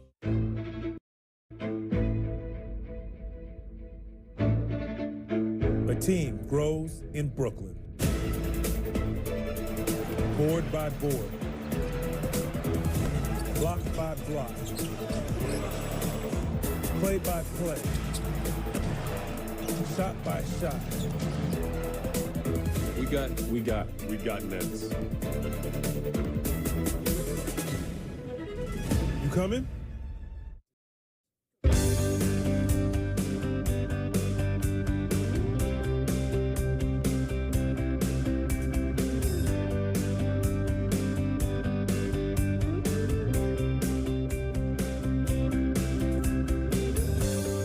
Welcome back to the show, everybody. Yeah, baby. We should open with what we just talked about. Yeah, I don't think so. Do it, man. It'd be a good one show. So Joe Douglas spoke today, and he talked about the Jets' 3-6 start. Yeah, obviously not where anyone envisioned us being right now at 3-6 coming out of training camp. But I do think after Thursday night game, the way we finished that game, the way we came out in the second half, I think Brick had a great message to the team on Monday, just saying, like, look, guys, none of this started the way we wanted to start it, but we still have everything in front of us. Every goal we wanted to accomplish is still out in front of us. And so it starts with a tough opponent in Arizona this weekend. Now he talked about his new coach, Jeff Ulbrich. Brick is he has a unique ability to make really authentic connections with everyone. Obviously, him being a former player, a guy that's gone through a lot of adversity and overcome a lot of adversity. He really speaks authentically to the players, and I think you've heard it said by some of our players on other shows or broadcasts, but he's a real dude. Yeah, I think that comes through in the way that he communicates, not only one-on-one, but with the entire group. I guess Saleh wasn't a real dude. I thought Saleh was a real dude. Let's talk about Saleh. What about Saleh's firing, Joe? I know Woody spoke afterwards. I don't really have anything to add, any comment to add. All I can say is that since that decision's been made, all my energy, all my focus has been doing whatever I can to help Brick, his staff in the locker room turn this thing around. So that's kind of where I'm at. That is an honest, genuine answer. That's the only thing he could say because he had nothing to do with it. Right. Woody fired him. So what else could you say? Don't take ownership of it. I think that's the only way you can answer the question, Michael, if you had nothing to do with the firing. He was asked, are you concerned about your future with the Jets? No, I come in here every day. Just want to do whatever I can to help this team reach its goals, get to its destination, and, whatever happens, happens. And have you spoken to Woody about your future? Woody and I talk every day. I'm not going to get into details about any of our conversations, but singular focus right now is the Cardinals and trying to improve on this record. Well, it's interesting that, obviously, with Donald Trump winning yesterday, you just assume that Woody Johnson's going to be back in London, right? Why wouldn't he? Unless he felt like he's been there, done that. But every indication seems to be he still wants to be called supporter. Ambassador Johnson. So still wants to be called Ambassador Johnson. Ambassador Johnson? I saw a video. He was on somewhere, like a non-sports show, fully endorsing Trump. So I unless he's not asked, I would think if he's asked, he'd go. Well, he's been such a full-throated supporter of Donald Trump that he spent 4 years there before and seemed like he loved it. So that how does that affect the Jets? Does Christopher Johnson run them again? I guess so. How would it be any different? That's the way it was before. Yeah, he might say, you didn't do a good job last time, but it also allows him to wash his hands of this mess. Now listen. I don't want to jump him. He hasn't even done it yet.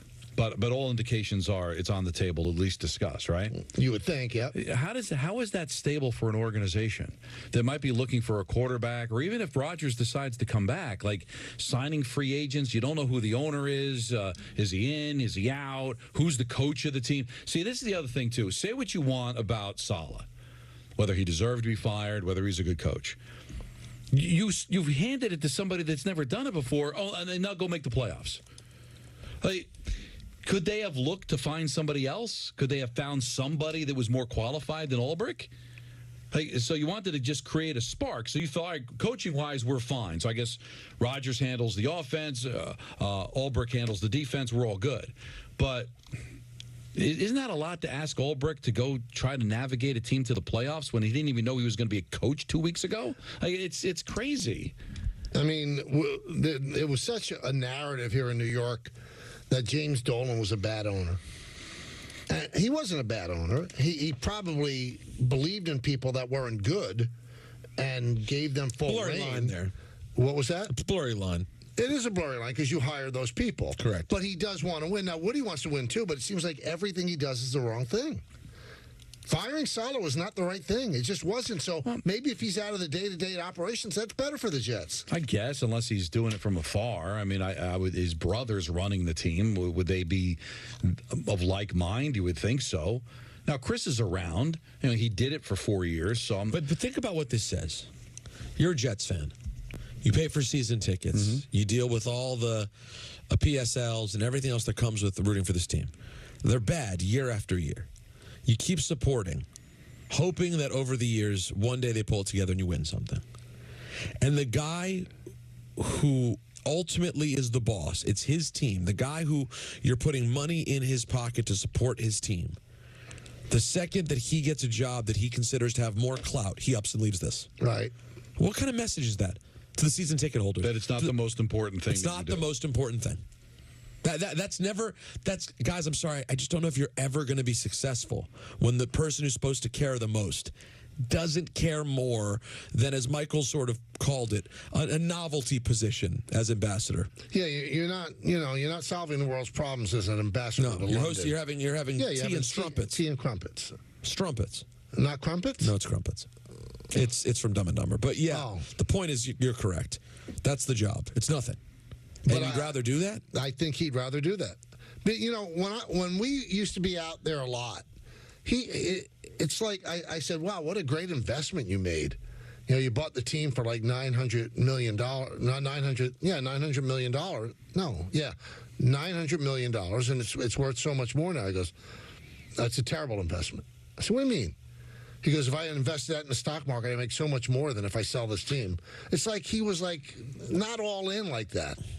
But he built a beautiful facility in Florham Park. No, he wants to win. He wants to win. He's not cheap about it. But it seems like his heart's in the wrong place. Or maybe his heart's in the right place. His brain's in the wrong place. The thing is, the second most important thing you do is still important.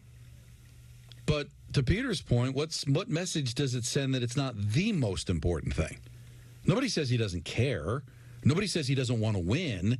But it really sends a bad optic to potential head coaches, free agents, that the owner of your team would rather do something else and physically not be in the country while his team is playing. So is it Chris? Is it Woody? His son's older now. I think his son's in his 20s. Maybe he gives it to his son. His son seems like he's very interested in doing it. Very interested, from what I understand. He's a big fan. But I don't know if I don't know how old he is. If he's in his 20s, I don't think he'd be ready to own a team. But again, I don't know if Woody's ready. But just because you're a billionaire doesn't mean you know what you're doing. Right. When it comes to football. 1-800-919-3776. I wanted to play this one clip. I saw this on the page. I thought it was interesting. Wink Martindale, obviously with the Giants last year, their defense was better last year than it is this year. Sure. All right. Now he's with Michigan. And he talked about his future with Michigan, but kind of took a shot at the Giants.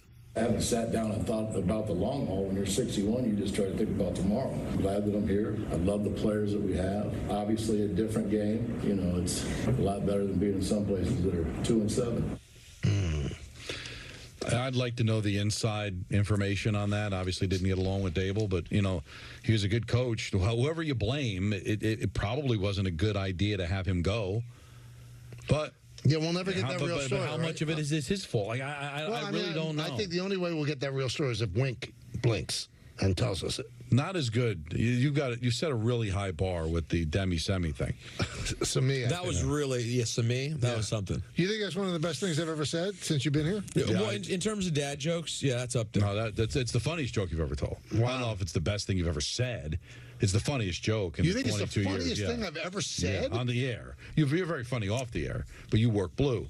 On the air, that's the funniest thing I've ever heard you say. I'm stunned because I thought it was just a throwaway line. But those are the best sometimes. But I thought that you guys were going to say, oh, how corny. No, it hit. It hit hard? Yeah, you don't know how it hit. Wow. Maybe I should walk away now. I'll never get better. Well, it is tough to know what your greatest moment is. Right. Right? Yeah. I mean, I guess it's a good thing, but to know that it'll never get any better than that? It's sad, really. Like Nancy told a joke one time, years ago. And I'm like, you realize you'll never say anything funnier than that again, because I can't imagine you ever saying it. And you wonder why she shuts you out, really. No, but it was a compliment, though, because it was a really funny thing she said. But you don't think imagine you said that to a comic, Dangerfield? But here's the good thing. Nancy's not a comic. She's not? No, she's not a comic. Let's go to... She runs the house, Peter. Let's go to Mac in Randolph. Randall should repurpose that slurp. Hello, Mac. Hey, guys. What's going on? What's up? Nothing much. Peter, congratulations. Thank you. I just wanted to say real quick, quick soundy likey, RJ Bell and Dave LaGreca, they do sound alike. Interesting. Do you think so, Don? Yeah, you know what? For some reason, I think you're onto something there. Yeah, I mean, Dave doesn't say Bengals, but it's close like that. I'll let you finish, but for some reason, and I can't get him to change, the proper pronunciation is Eastern, correct? Yeah. He says Eastern. Well, it's like guys that can't say nuclear. Well, I can't do it. Why? I don't know. Try it, though. Nuclear. No, it's not nuclear. Well, I don't know. But no, That's just what say nuclear. Nuclear. There you go. You did Nuclear. it. Nailed it. But Eastern and Eastern, I mean, you're throwing in letters that don't belong. I've never heard Eastern in my life. Wow. Dave, But that's listen, he's killing it. It's funny because when they were kids, Don didn't know Eastern time from Western time. Oh, you don't know Eastern versus Western? Still not as good, though. No, but very good. But not bad, though. No, but my brother's, he is serious, so he's doing everything. It's him and then the little guy, Stern, and Russo. And then Russo. The little guy, Stern. All right, Mac, we're sorry we interrupted you. What do you have? No, please. And I just wanted to say, the last Eagles game had 4 amazing plays. And I'm curious if you guys have, for any sporting event, which one had the most, amazing plays in that game? Because, it was every 10 minutes, it was, crazy play. I'm curious if you guys can think of another game where it was just something similar. Well, you're talking about, obviously you're fixating on the Saquon backwards jump. You had the Saquon. He had that whole run was crazy. The Devontae Smith catch. There was a Dotson catch where he bobbled with one hand, caught it. And then there was a Zach Bond interception that was amazing. There was 4 plays that were crazy. Now, you're a big Eagle fan? Yeah, I'm an Eagles fan, yeah. All right, so all those great plays keep Sirianni in his job. Does that make you happy or not?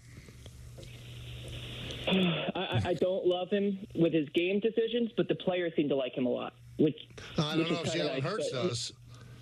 Yeah, but the other players seem to like him, and the way he kind of treats them is good. But no, look, he's a wild card. I don't love it, and the playoffs is going to hurt us big time. Well, we will think, Mac, if we've ever seen a game with that many. It's such a broad question. Yeah. It's hard to really define. And listen, Michael, I think Michael made the point. As spectacular to look at the Saquon play, how many extra yards did it gain? No, you could get hurt too because your back is to the guy tackling. There's a great video of the sidelines, how it erupted and everything. But that's a tough question. I don't know. Austin in Brooklyn. What's up, Austin?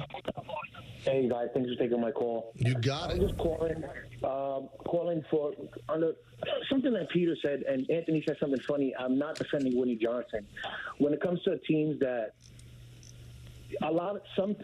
in all sports, teams, owners, they're investors. In Dodgers' case, I guess in Woody's case, not an investor, but second priority. So some of these teams' owners are not second priority. I'm a Jets fan. I'm pissed off. And Aaron Rodgers last season, I don't know what's going on. This definitely is last season. But I don't know if that will skew players to not come here. And maybe... Austin, you bring up a good point. A lot of owners have their main jobs, like Steve Cohen and like Mark Walter with the Dodgers, but they're always present to make decisions. And there's a power vacuum with the Jets. The owner of the team is in London. We still don't know whether he's going to get that job again, but he went to London for 4 years, from 16 to 20, and his brother kind of ran a de facto Johnson family ownership. So it's different than having other jobs and still being invested in the team. Like there's ownership, but it's not like Magic Johnson is firing Roberts with the Dodgers. Right. There are guys that are involved, and I think there are owners that are owners from afar, less involved, where maybe as a player or as a head coach, you don't matter. Woody Johnson, just a couple of weeks ago, fired his head coach. He's involved. Until all of a sudden Donald Trump calls and then he's not involved anymore. You don't think that's disconcerting to a free agent or a head coach? Certainly was Bill Belichick. He cared who the owner was going to be as far as whether he was going to be the coach. I think it's probably more about who your next coach is going to be than free agents. But there's a lot in flux. What if Rodgers has to go into a dark room during the offseason if he's going to come back or not? You think you're not going to know if Rodgers is your quarterback if you're going to sign with the Jets? So and there's also, a lot of unknown. I don't agree with that caller who said it was definitely Rodgers last year. I wouldn't say that. I don't know that. I have no idea. Could be. But I have a feeling, Michael, it's not going to be announced when they get eliminated from the playoffs or lose a playoff game. I think it's going to probably be a long process where we might be in March, and you're like, is he coming back or not? That's not good. Well, it's awful because that slows everything down. You have to get a quarterback. So 1-800-919-3776. Brian Windhorst has some interesting things to say on the basketball side. We'll hear from him. It's Kay, LaGreca, Rosenberg, and you on Yes and on 880 ESPN.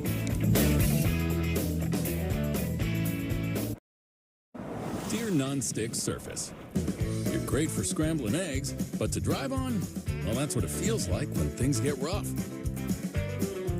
Good thing we have amazing traction. Let's bond. Toyota all-wheel drive vehicles. Get Black Friday savings all month long. Lease RAV4 with all-wheel drive for just $299 a month. Find yours at Toyota.com. Toyota. Let's go places. Untuck It makes every guy look better. From tall to short, from big to slim. From our iconic button-downs for all shapes and sizes to a whole lot more. Try us today. Untuck It. We just make guys look better. Oh, and we make great styles for her, too. Find the perfect fit at untuckit.com in more than 80 stores worldwide. At Manchester City Football School, both boys and girls can train and develop at a world-class facility. This course helped me develop my football skills a lot. I have enjoyed learning to play like an actual Manchester City player.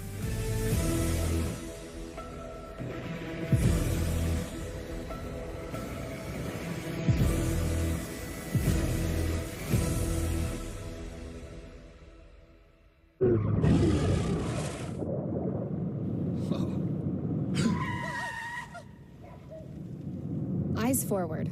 Don't drive distracted. The team worry about how much someone drinks.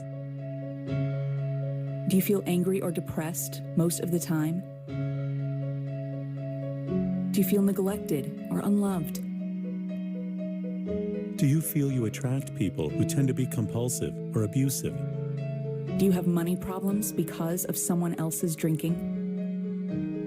Are you afraid or embarrassed to bring your friends home? Do you feel that if the drinker loved you, she or he would stop drinking? If you answered yes to any of these questions, you are not alone. More than half of all adults have a family history of alcoholism. Not everyone trapped by alcohol is an alcoholic. Families and friends are suffering too. Al-Anon and Alateen can help. Call 1-866-200-0223 or visit alanon.org/help. I'm Naheem Hines. I support the Muscular Dystrophy Association because they help my mom and kids like Ethan. Thanks to the Muscular Dystrophy Association and people like you, I have more hope than ever before. Join us and learn more at mda.org today. Cancer is one journey no one should take on alone. Your support helps us bring together the best doctors and scientists, accelerating research that's leading to more effective treatments. Join us, and let's go further together. We can just have someone on Fiverr do it. It's no big deal. Hiring freelancers just for small tasks is like hiring Martha Stewart as an... Here's your coffee. Oh, best intern ever. Sometimes great talent is right under your nose. What's your name again? It's big, it's back, and it's only $6. Get the big box y'all love today. And this holiday season, you can order a Cajun-style turkey at your local Popeyes. Love that chicken from Popeyes. Well, if you want my 2 cents on interest rates, we got options. My 2 cents. This one's priced to sell. My 2 cents? My 2 cents? My 2 cents? My 2 cents? My 2 cents? Here's my 2 cents. I'm planning for the future. Interest plus interest equals more interest. Come on, man. You can take that. Hi, Joan. Perfect timing. I have a few questions. Of course. Let's look at your plan. I started having knee pain in my early 50s. I'm Phil Simms, pro football legend and TV analyst. My knee pain would wake me up during the middle of the night. It hurt me every time I played sports, if it was basketball, tennis, and even golf. I quit being active, and it got to a point where I want to be active, and that's why I'm sitting here today. Arthritis Knee Pain Centers uses an image-guided procedure that allows them to place an all-natural cushioning gel directly into the affected joint. restoring mobility and relieving your pain without surgery or downtime. I think what really surprised me is how easy it was and how there was no pain to the treatment. It's covered by Medicare and most private insurance. I have no pain. That's gone away. And I got to tell you, I feel great. I'm back to playing a little tennis. I played pickleball, which I said I would never do. Arthritis Knee Pain Centers, they relieved my pain and changed my life. Call Arthritis Knee Pain Centers now and schedule your no-charge, no-obligation knee pain screening. Call 800-823-3160. So our good buddy Brian Windhorst had a take on the Embiid suspension. We told you about this yesterday. Pushed a columnist in Philly, and he's suspended for 3 games. Now, you might say, well, what's the big deal? And the funny part is he doesn't play. What does a 3-game suspension mean? Well, the thing that it means is cost yourself over $1 million. Every 3 games, I think he makes $1.1 million. So he's not playing anyway as they try to ramp him up slowly after the knee issues, but it did cost him over $1 million. I hope he feels good about pushing that guy. And Windhorst said the league is sending a message. This was an unprecedented situation. The reason it's very difficult to really discern what sort of penalty it is Joel Embiid hasn't played. So I guess the way it was sort of agreed on, he'll sit the next 3 games, but I don't know if he'd have been able to play the next 3 games. So, I guess it goes in the books as a 3-game suspension. I can't really tell how penal it is to the 76ers, but obviously the league is sending a message here that they don't want players making contact with reporters. And I think that everybody on all sides would agree that that was inappropriate. And it's another difficult blow to the 76ers, who are on a West Coast trip right now, already facing a challenging week that just got more challenging. If Andrew Gunling was in front of me right now, I'd say to him, how's that process working out, baby? Well, I'm going to see him on Friday. Yeah, let's talk about that, shall we? Okay. So you send out an invite to me and Don. We've been thinking about this for a while, having dinner on Friday. And Don says, I'm going to Detroit. Right. And then I said, I actually have a wedding to go to after the show. And you call me a fraud. Yeah, that was harsh. Why am I a fraud if I had a wedding and you're giving me 2 days notice? It wasn't 2 days. It was 4 days. Oh, okay. I think the wedding, I had a little more advance notice. I was just wanting to call you a fraud. There wasn't that deep. He was lashing out. It wasn't that deep. And where's this dinner taking place? We don't know yet. And who's going to be part of it? It is an RJ vehicle. Okay. Oh, really? Brownsure's there. You already know. Trying to see if maybe someone will put down their card and pick up the whole thing. Right, because he's got alligator arms. You got RJ, you got Brownshire, you got Gunling, you got JJ Devaney. Wow. Myself, and waiting to hear if Mr. Pusic's going to attend. No, he won't. Anthony? He's not very social. I think he's just waiting to put the words together, I'm good.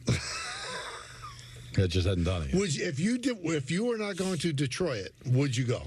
Well, the only issue is we do have the ability to work from home on Friday, so it would be tough. I think I would try to make it work. I think I would go. Yeah. I really do. No, seriously. I would appreciate definitely want to go. But I got a 9:30 flight to Detroit. Because it gives me an opportunity to just completely badger RJ about leaving the show, which I'll do forever. It's your favorite thing to do. It's something that sticks in my craw forever. It hurts you, doesn't it? It does. Deep down. It really does. No offense to you, Anthony. Yeah, but it's you're a fine producer. But really, it was awful for him to do that. Yeah, what he did to you. Yeah, and us. Aggrieved. Yeah. Windhorst, there's a lot of rumors out there about Giannis might be wanting to say to Hasn't it felt that way for a while? Well, now that they stink. You're talking about Giannis Antetokounmpo? Right. And Windhorst said, hey. Let's back down a little bit. Giannis, to my knowledge, has not shown any interest in any move yet towards not being happy there. Now, let's keep an eye on it. I promise you we will be keeping an eye on it in the media. Do I think that long-term it's going to become an issue? There's a good chance that's going to happen, but it's not happening right now. I know that's what everybody wants so bad, but you just got to let things play out, and also they have to see what happens when Middleton comes back. But here's something else. As everybody runs to the trade machine and gets their Giannis trades ready, the Milwaukee Bucks do not control their first-round pick for the next 6 years. 6 years. That is not a team that is in position to hit reboot right now. This is not a team that's looking to hit eject. This is not a player who, at least to my knowledge yet, is looking to hit eject. So I understand why everybody's jumping to conclusions. I understand that might be where you end up, but I would just tell everybody, cool your jets a little bit on the Giannis front. I'll tell you what, though, the firing of Budenholzer and then the Griffin, and then bringing in Rivers probably thinks, you know what, sitting next to Mike and Doris doesn't seem like that bad. I mean, they're awful right now, and they weren't that great last year with them. And I think I heard the stat that he's exactly 500 since he took over the Bucs. Brutal. Not good. He's the Mike McCarthy of the NBA. He's got a championship, but is he really a good coach? And the game has changed. He was a different coach and able to do different things with the Celtics. Now, you know, he said that he used to send messages through the media to his players. You can't do that anymore. He said because they're all on social media and they don't want to hear it and they get upset. And he said then you have a confrontation. So his style of coaching has to change too. And I think they might have made a big mistake letting Drew Holiday go and then bringing in Damian Lillard. Damian Lillard doesn't look like the same player. Just doesn't. Looks completely old. What happened? It got old. It happens quick, doesn't it? Getting old, yeah. It does. I feel especially for an athlete, though. And also for a broadcaster. No. I you're feel aging, old. You're aging gracefully. You think so? You don't think I look 63? Look. No, you don't. 63. Well, what year would you give me? I think it's about right. If we found out that Michael's 54 years old, would you go, oh, my God, no way? No, you're right. I probably would. But then if someone said he's 70, 60, I'd go, oh, okay. Oh, 70? No, you're not. No. 70, no chance. 60. How about 60? No. 59? You want 59? I want what Don said, 54. You'll be 53 next Saturday? Yeah. Now, Don, do you think people ever think you're older than you are because you're white? I think so. I mean, I've been told that I should shave my beard. That I would look a lot younger if I did. But I like the look. But how about this? What we should do in the future, like if we're doing the show 5 years from now, the bet should be you have to dye your hair black if you lose. Because you'd look completely different. And the beard, too? Well, I would assume the beard would go, but... I do like the beard, but if I can look younger... What do you think? Should I shave it? I don't think it would suit you. Thank you. Well, how about just a goat? No, come on. How about a mustache? No, I told you, unless you're trying to be that guy, the mustache is never a good look. Nobody has a mustache because they think they look good. They only wear it because they're trying to be that guy. So you think John Birdie is trying to be that guy? Yes. And Austin Wells trying to be that guy? Yes. Interesting. That's like a baseball thing. Like for a goof, or you know, it's Movember, right? For charity, but nobody has by choice a mustache because they think they look good. Unless it's like 1986. You know what I'm thinking of bringing back? What's that? The beard. I thought it looked okay last year. Well, you've got time for it, right? Yeah. You don't have. When's your next television appearance? December 2nd is our first hot stove. And you could probably get one going by then. It's a month from now. Would they frown down on you having the beard on the hot stove? I went on last year with it. It's the hot stove. Right. Right. What better way and to I show should hot have a stove pipe and a beard at the hot stove. I think you should do it. Yeah, there'd be a lot of people that would be in pain. And if they were in pain, Don, what should they do? Oh, I see what you did. I've had a good show, haven't I? You really killed it. Go see Doctor.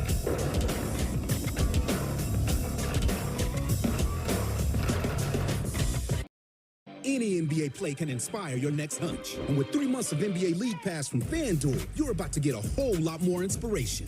So if you think they're going to rock the rim right out of the gates, hello, or you want to RSVP to the block party, there he is. Yes, sir. Or you think it's going to start raining threes. Let's go!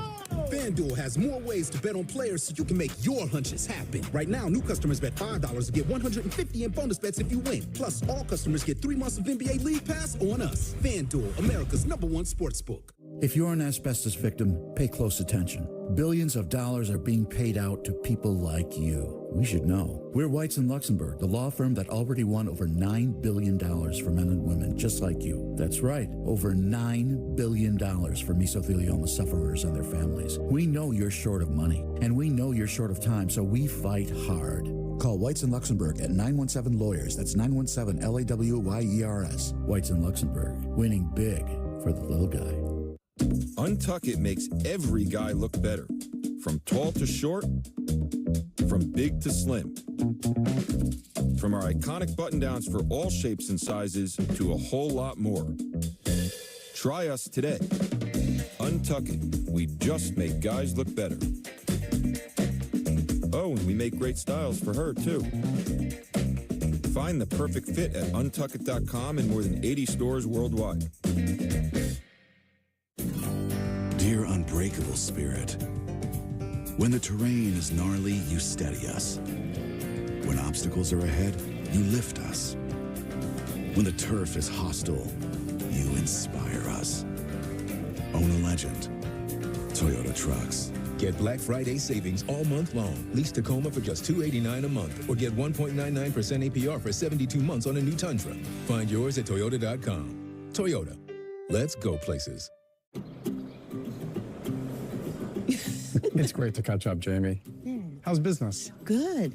Are you up to speed with the new beneficial ownership reporting requirements? Sort of. What's it about? It's a new initiative to help fight crimes like money laundering, fraud, and drug trafficking. A lot of small businesses like ours just have to report some basic info to the federal government about the real people behind them. Does that include my cafe? There are some exemptions for certain companies, but don't worry. There's lots of guidance on the government's website about who needs to file. Check out fincen.gov/BOI. Filing is easy and free. It took me less than 20 minutes. Looks like I do have to file. Thanks, Jamie. It's great having a supportive business community. Reporting beneficial ownership information helps protect U.S. national security. Filing is quick, secure, and free. And it's the law. Learn more at fincen.gov/BOI. I was diagnosed at 65. 37. Earlier than most. Every 9 minutes, someone is diagnosed with Parkinson's disease. And every one of them can turn to the American Parkinson Disease Association. Visit apdaparkinson.org to learn more and show your support today. From the personal experiences that shaped you to the accomplishments that shaped the world, every moment of a veteran's service is meaningful. At the Library of Congress Veterans History Project, we ensure those moments are never forgotten. For 25 years, the collection has made the experiences of U.S. military veterans accessible to all. Veterans, now is the time to share your story and make our history more complete. To submit your stories, photographs, and documents, visit loc.gov/vets today. We asked seniors how to prevent Medicare scams. If you get a phone call, do not talk to the person. Never, ever give out your Medicare number. Just hang up. I check my Medicare statements monthly. To report Medicare fraud, contact the Senior Medicare Patrol in your state. Your attention, please, ladies and gentlemen. You're watching Yes. What if you went to your secret hiding place and found this? All drug use comes with risk. Before those risks become real, know that you can quit. For help with drug use, call 1-800-662-HELP for free and confidential information and treatment referral. Or go to samhsa.gov/know-the-risks.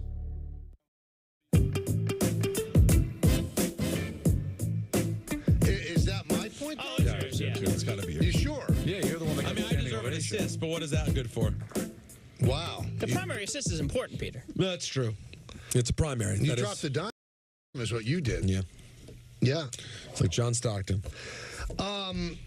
So another Dodger, Rojas, the shortstop, commented on, he said, we just wanted the Yankees put the ball in play and the Yankees are going to make a mistake. And bad base running.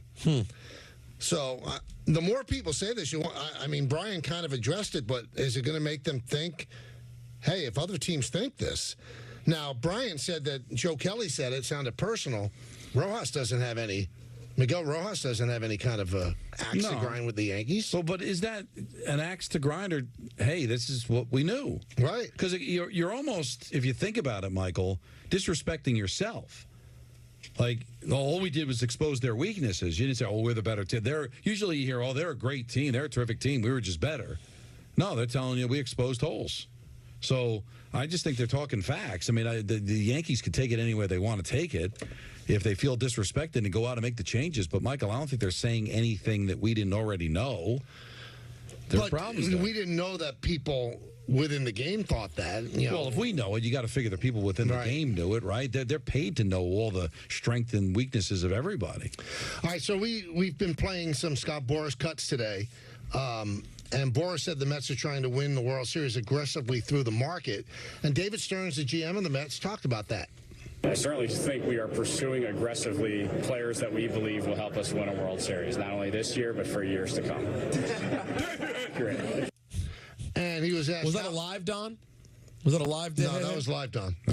How beneficial is it to have Cohen's money and pitches to free agents? I think Steve's investment in our team is clear, and his desire to win is clear, and he's been able to forge some really good relationships with players over the early part of his ownership tenure here, and I think that is a huge benefit for our club. He wants to do that. He wants to understand who our players are, what makes them tick, what is important to them, so that we can do everything we can to put them and their families in the best position to succeed. And so Steve has already demonstrated that throughout his ownership tenure here, and I think he'll continue to demonstrate that.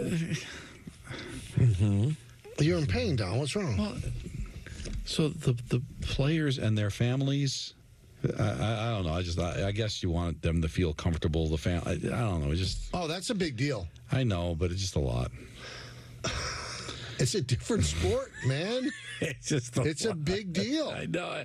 I after thinking about it, I'm like, it's not terrible. But when I first heard it, like, making them and their families feel comfortable. One of the things that Buck did after his first year was he had the Mets build an unbelievable family room near the locker room. You heard about that. So that the kids would be comfortable there, and the moms have somebody to take care of the kids if they want to watch the game. It's a big deal. I guess it is, of course. I was just trying to be performative, I guess.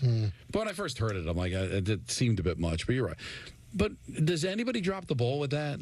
I would think at this rate, is there any second-rate franchises? We know that there are franchises that don't have a ton of money, but they're all going to be in pretty good shape, right? I mean, is there anybody to feel like, oh, we don't get tickets, or there's no place for our kids to sit there in the game? Well, I don't know. I'm asking you. You travel around. Some places don't have like the really great family room, which is important. Yankees have a great family room. The Mets do. I think that's important. Some places they don't have it. But that's what I'm asking. Some places don't have that? Yeah, not to that level. Yeah, I mean, the Red Sox can't make more room at Fenway Park. That is true. It is an utter dump. Wow, what is with you today? Wait, what? What did I say? It's a temple. It's a cathedral. It can't both be true. A dump cathedral. Yeah. I mean, by the way, Yankee Stadium at the end wasn't far off. You're so wrong. No, it wasn't far off. You're so wrong. I'm not. It was time. It was time. Wow. Well, they obviously thought it was time, right? Yeah, I mean, how wrong was I? Otherwise, they would keep it too, just like Fenway. But Fenway is tough. No, not because it was a dump. They wanted to have more luxury suites. Dump is strong, but it was time. It was time. And Fenway the seats are uncomfortable. There's nowhere to stand. There's constant. Girlfriend's annoying. Don, there's constant.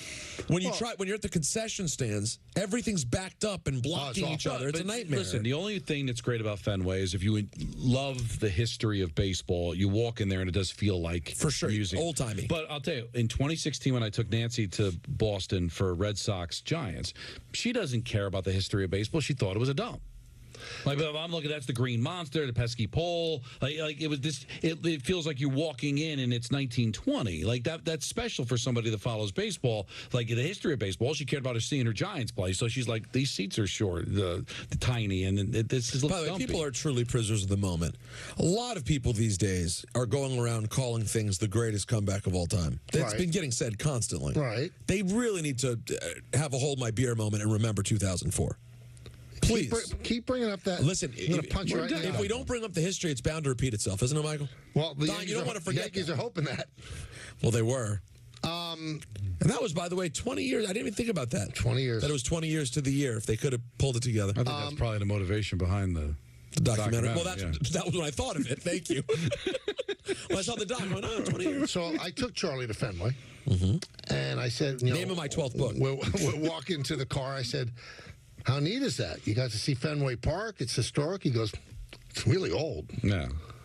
You don't get it. Well, he'll get it eventually. No, but he's right. I mean, if you said, if you don't have that attachment to what it means historically, but I have the seats are real.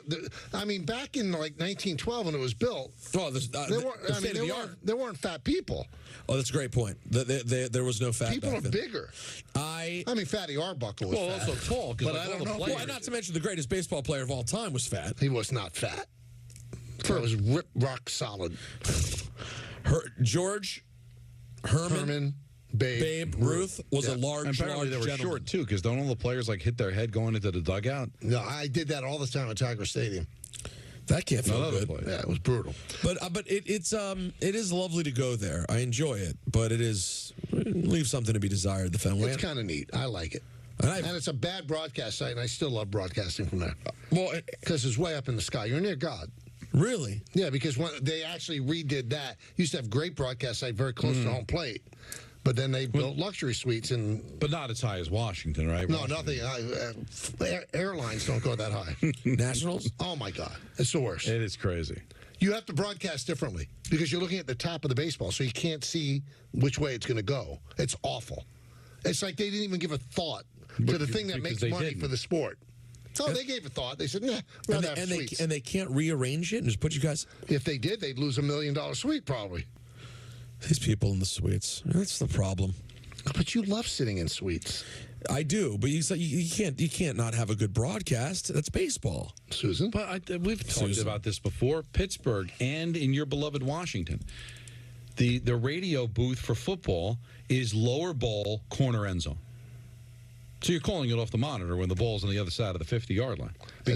Because Snyder came in and said, well, wait a minute, why do we have the broadcasts here at the 50-yard line? We could put suites here. Pittsburgh did the same thing. The old Joe Louis Arena in Detroit. Michael, that building was made in, I think, 79. When you walked in there, you thought it was made in like 1812. Right. And Dave and I would have to stand up to do the games. It was like a real tough. They finished the building and go, we forgot broadcast. Right.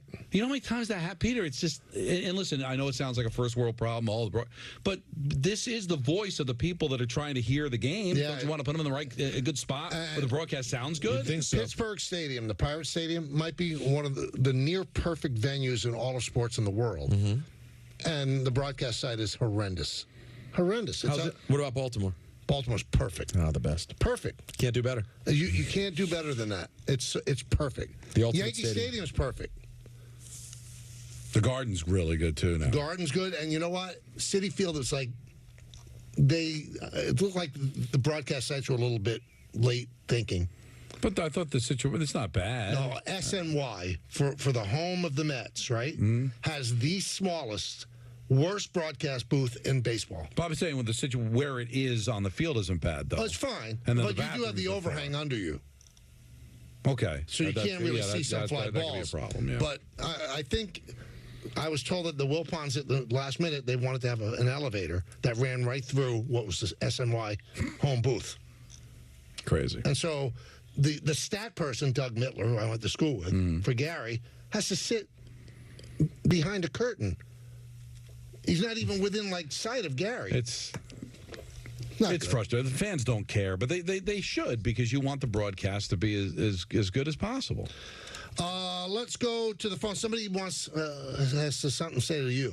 Let's go to Vin in Long Island. Big Vin. What's up, fellas? Hey, Vin. What do you got? Hold on. No. What are you doing? We'll wait on Vin? Sorry, speakerphone. There you go. I'm sitting here with my 12-year-old son, and my dad, which he calls Poppy, has had a mustache all his life. I was born in 1972. He is known for his mustache out here on Long Island, and he wears dark sunglasses. He looks like Serpico, so he is a real mustache guy. Well, he's grandfathered in. If he's had it his whole life, back when it was stylish, I've got no problem with that. But if you decided to have a mustache now, you'd be doing it because you're that guy. No, yeah, I agree with that. I have a beard that I can't grow in, not like yours, but yeah. Listen. I go stubble. But my dad is literally looks like Tony Orlando back in the day. Wow, that's something. That's a good look. He gets the Tony Orlando all the time. I love you guys. I just want to say about one thing about the Dodgers, off topic. The reason why these Japanese players want to come over to the Dodgers is my philosophy is it's closer to home, and they can get fans over to the stadium. I think I do agree with that, and I think that has something to do with it. It's a much shorter flight from L.A. than it is from New York. And I think when Seattle was good, when Ichiro was there, there's a history of Japanese players. I think Seattle also would fall into that category if they were good. Yeah, all the West Coast teams. It's still a haul, but from the East Coast, Michael, that's a long flight. Oh, well, it's like, what is it, 14 from here? When it's like the 8 Yankees from went to Japan from leaving spring training, I think it was 18 hours. That's from Florida. Well, because they flew around on top. On top. They didn't go the other way. When you go from here, I'm not sure if it's 14. I think it's 14 or 15, which would mean it's single digits from L.A. Yeah, 7 hours, something like that. 8 hours. No. Well, Hawaii is what, 4 hours? 4 or 5. Right. Couple more to Japan. I don't know if it's a couple. I'm going to look at this. Go ahead. Don's doing research. I mean, what growth? This guy didn't know time differences, and now I know. Look at him. Now he's calculating how. And listen, you can hear him hunting peck, but he's going to get there. Yeah. Let's go to Jose in Atlanta. Jose. Hey, guys. How you doing today? Good. What's up, Jose? Good. So I got 2 NBA questions for you guys, but before that, if you have a mustache and you're not doing 80s porn, you're dead wrong. Nobody should be wearing a mustache. That's what I'm saying. Unless you want to be that guy. And some people like being that guy. Well, you're wrong. If you're not doing 80s porn in a disco revival group, you're dead wrong. and who's doing 80s porn? It's 2024. Well, doing what? 80s porn. Oh yeah. How do you do retro porn? I guess you're throwing a mustache on. I mean, Quentin Tarantino might do it. He does all that period stuff. You never know. That is... John, I think Ron Jeremy still rocks a mustache. I don't think he's still rocking anything. Yeah, maybe he's tied to a rock. Isn't he dead? I don't know if he's dead. I don't think he's dead. But why are you killing Ron Jeremy? Yeah, why is it okay for him to kill Ron Jeremy? Why? Because he's a porn star? You sure he's going to bring back Dead or Alive? Well, we'll check. All right. What else you have, Jose? So I just had a quick comment on the Joel Embiid thing, but I need some clarity. Is he serving his suspension while he's hurt and then paying the $1.1 million fine? Is that what he's doing right now? Is that how they... Yes. Ron Jeremy's 71. He's not technically hurt, Jose. He's rehabbing from the knee, so they want to take it slow with him. Mm-hmm. So he's quote-unquote eligible to play. And I hear what you're saying. So you think they should suspend him when he's playing, but he's still going to have load management. They'll still work it out that it's beneficial. This way, it just cost him $1 million. See, this is what, and I feel kind of played because I think it's really, for me, it's not very sincere for you to say you're taking it very serious and he could pretty much duck not playing, especially when these guys are capped where you can only be eligible for like an MVP award if, you play, I think it's 65 games, right? Right. So if you want to hurt them, hurt their ability to be able to win these awards by making sure they don't play if they do something as stupid as being 7 feet, putting their hands on a reporter. Yeah, but Jose, if to those guys, if you were going to do that, though, I mean, you have to suspend a guy 17 games because the cutoff point is 65 games. And I don't think there's any worry with Embiid. He's not playing in 65 games. So what would you say the flight is to L.A. to Tokyo?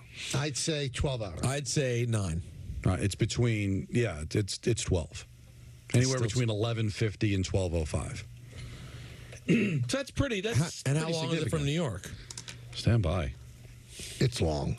It is tough. I did it, but I thought it was. I did a direct to Tokyo. I feel like it wasn't more than 15. By the way, Michael, next week I'm taking your death march. What are you doing? Dallas. It's an awful flight. It's everything you hate about life. And I got another awful one. I'm going to Dallas on Wednesday. Right. Tyson fight is Friday. Right. Saturday, I was asked to do something in Las Vegas. I'm going an hour and a half to Vegas, and then I have the Death Vegas flight back on Sunday. But that's okay, because you're saving time on the Vegas flight. If you just flew New York to Vegas, it would be a lot. An hour and a half, you're probably making a boatload of money, so that's worth it. I'm actually not. But then, coming back from Vegas, you still have the Vegas flight back. Right. That's a nightmare return. This doesn't make sense. Go ahead. Because I typed in how long is the flight, like JFK to Tokyo. Boom. 14 hours, 20 minutes. Exactly. Because you go the other direction. Yeah, so really when Very you think smart. about it, negligible. So when you're thinking about it, it's not that big a deal. It's not that big a deal. It is to those players. Well, it's 2 hours. That way. Listen, I'd rather be on a flight 12 hours. Also, isn't there also I don't know if this matters, but a larger population, a Japanese population on the West Coast? Yes. Yes. In general, so. Let's go to Billy in Hartford. What's up, Bill? Hey, guys. How you doing? Great. You? Good. Peter, congratulations. Thank you, man. I really appreciate it. That's great news. Michael, yesterday you said something about Ohtani or Judge had a better World Series than Ohtani. Yeah. But wasn't Ohtani hurt the whole time? Yeah, but I mean not the whole time, but the first couple of games he was. Yeah, absolutely, that played a big role in it. But somebody asked me who had a better World Series, and Judge had a better World Series. Judge's Game 5 was better than Ohtani's whole series. That's got to hurt you too. That you didn't know it at the time, but Ohtani was a non-factor games 3 through 5. You heard what Dave Roberts said. They were deathly afraid of playing a Game 6. Yankees had a real opportunity. They really did. That 5th inning, though. Let's go to Moose in Jamaica. Moose. Evening, Michael, Don, and Peter. How are we? Good. How are you? So this is for Don. All right, so I'm a Yankee fan, right? So in solidarity with the team, when the season starts, I will grow a mustache, shave my beard to a 5 o'clock shadow, like a very light 5 o'clock shadow, and keep it that way until the Yankees don't make the playoffs or get eliminated. All right. So now I'm growing my beard, right? It's in solidarity, but naturally I'm like you and Peter. I will grow my beard. I will take care of it. And on a side note, when I'm not working full-time, like going to school or just going on some other private venture, doing something, entrepreneurial-wise, I will save money by giving myself haircuts. I have professional haircutting equipment. I can even shape up and style and you got a fold it over, put the part. Yeah, exactly. I'm a Renaissance man. Moose, I have one question on this. You say you grow it in solidarity. They don't have facial hair other than a mustache. Yeah, so I mean, who are you in solidarity with? It's just a mustache. It's just a mustache. I understand, but how's that in solidarity with the Yankees? Very few of their players have mustaches. Big Austin Wells guy. Big Cortez guy. It's whoever. It's throughout the history. The point is, you're not doing it because you think it looks good. You're doing it for another reason. Like I said, be that guy, charity, solidarity. It does look good on me. I have gotten compliments, but that's not what it's about. It's about the solidarity. Right. So I have no problem with that. Yeah. But wait, is this the first year you did it? This year? No, I've been doing it probably since I've been able to grow. Oh, then why would you do it after 23? They didn't even make the playoffs. When they got eliminated sometime in the middle of September, I started growing my beard, and sometimes I will do the Movember. At October 31st or November 1st, I will just grow the mustache down. I'll tell you, I love you. It's a little sketchy. What it sounds like to me is he likes it. He thinks it looks good, but he knows you don't do it. It's tool behavior. So he's now saying that it's out of solidarity for the Yankees. I think he digs it. See, I look at your beard, right? If you shave the beard, your mustache would be, outrageously good. It's full. It's shaped nicely. But it's 2024. What does that mean? I just don't think it makes sense. Unless you're being that guy. And by the way, I think I don't know if everybody heard you. Jeremy's very much alive. Yeah, 71. Yeah, I said that. I don't know if they got it because he might be currently incarcerated. Yeah, he had it hasn't aged well, the whole Ron Jeremy thing. But him? Him, both. I saw him at Hot 97 many years ago. Really? He came up. We used to have a lot of people who were always around the radio station. He was up there at some point. You know what I've always wondered? Why, if you're in pornographic movies, are you a porn star? Some of them are awful. Yeah, they shouldn't be stars. Well, and by the way, most are not stars. Right. In this some era, of them are bit parts. There's no porn character actor. Right. In this era, right. The average mainstream person who does not consume a lot of pornography, right, can maybe name one person. Mia Khalifa, maybe. And she's certainly gone a different route now. Sure, she has, but you'd agree she's a star, though. She's famous, at least. Right. Everyone else, they're kind of all competing for porn star J's. Even if you're like a big purveyor of these movies, some of them are called porn stars, and they're really bad at what they do. It's great porn. And also, I don't want to give too much detail. Ron Jeremy never looked good. No, he looked like a mess from day one. But he could throw hard. He had a good arm. Big. Yeah, like he can give you 110 pitches each game. 100%. Like Randy Johnson, big unit. Yes, he could. Wow. Let's go to Dan Grassa in a hurry. I mean, in a hurry. Wow. He's just lost his valve. Big unit. Yeah. That today was the day for big unit, huh? No, that is Randy Johnson's nickname. I said, guess what? You know what else? You know what else? Another great pitcher. What? Roger Clemens. I knew what I was doing. Just make sure you say Randy Johnson Billy first. Joel, save us, please.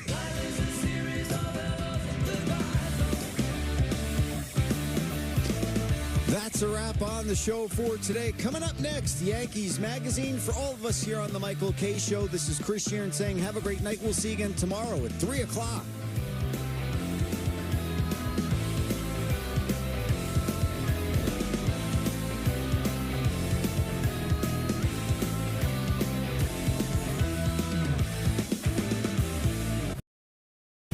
The Michael K. Show on Yes is presented by Untuck It. Shirts designed to be worn untucked. Shop now at untuckit.com. Untuck It makes every guy look better. From tall to short, from big to slim. From our iconic button-downs for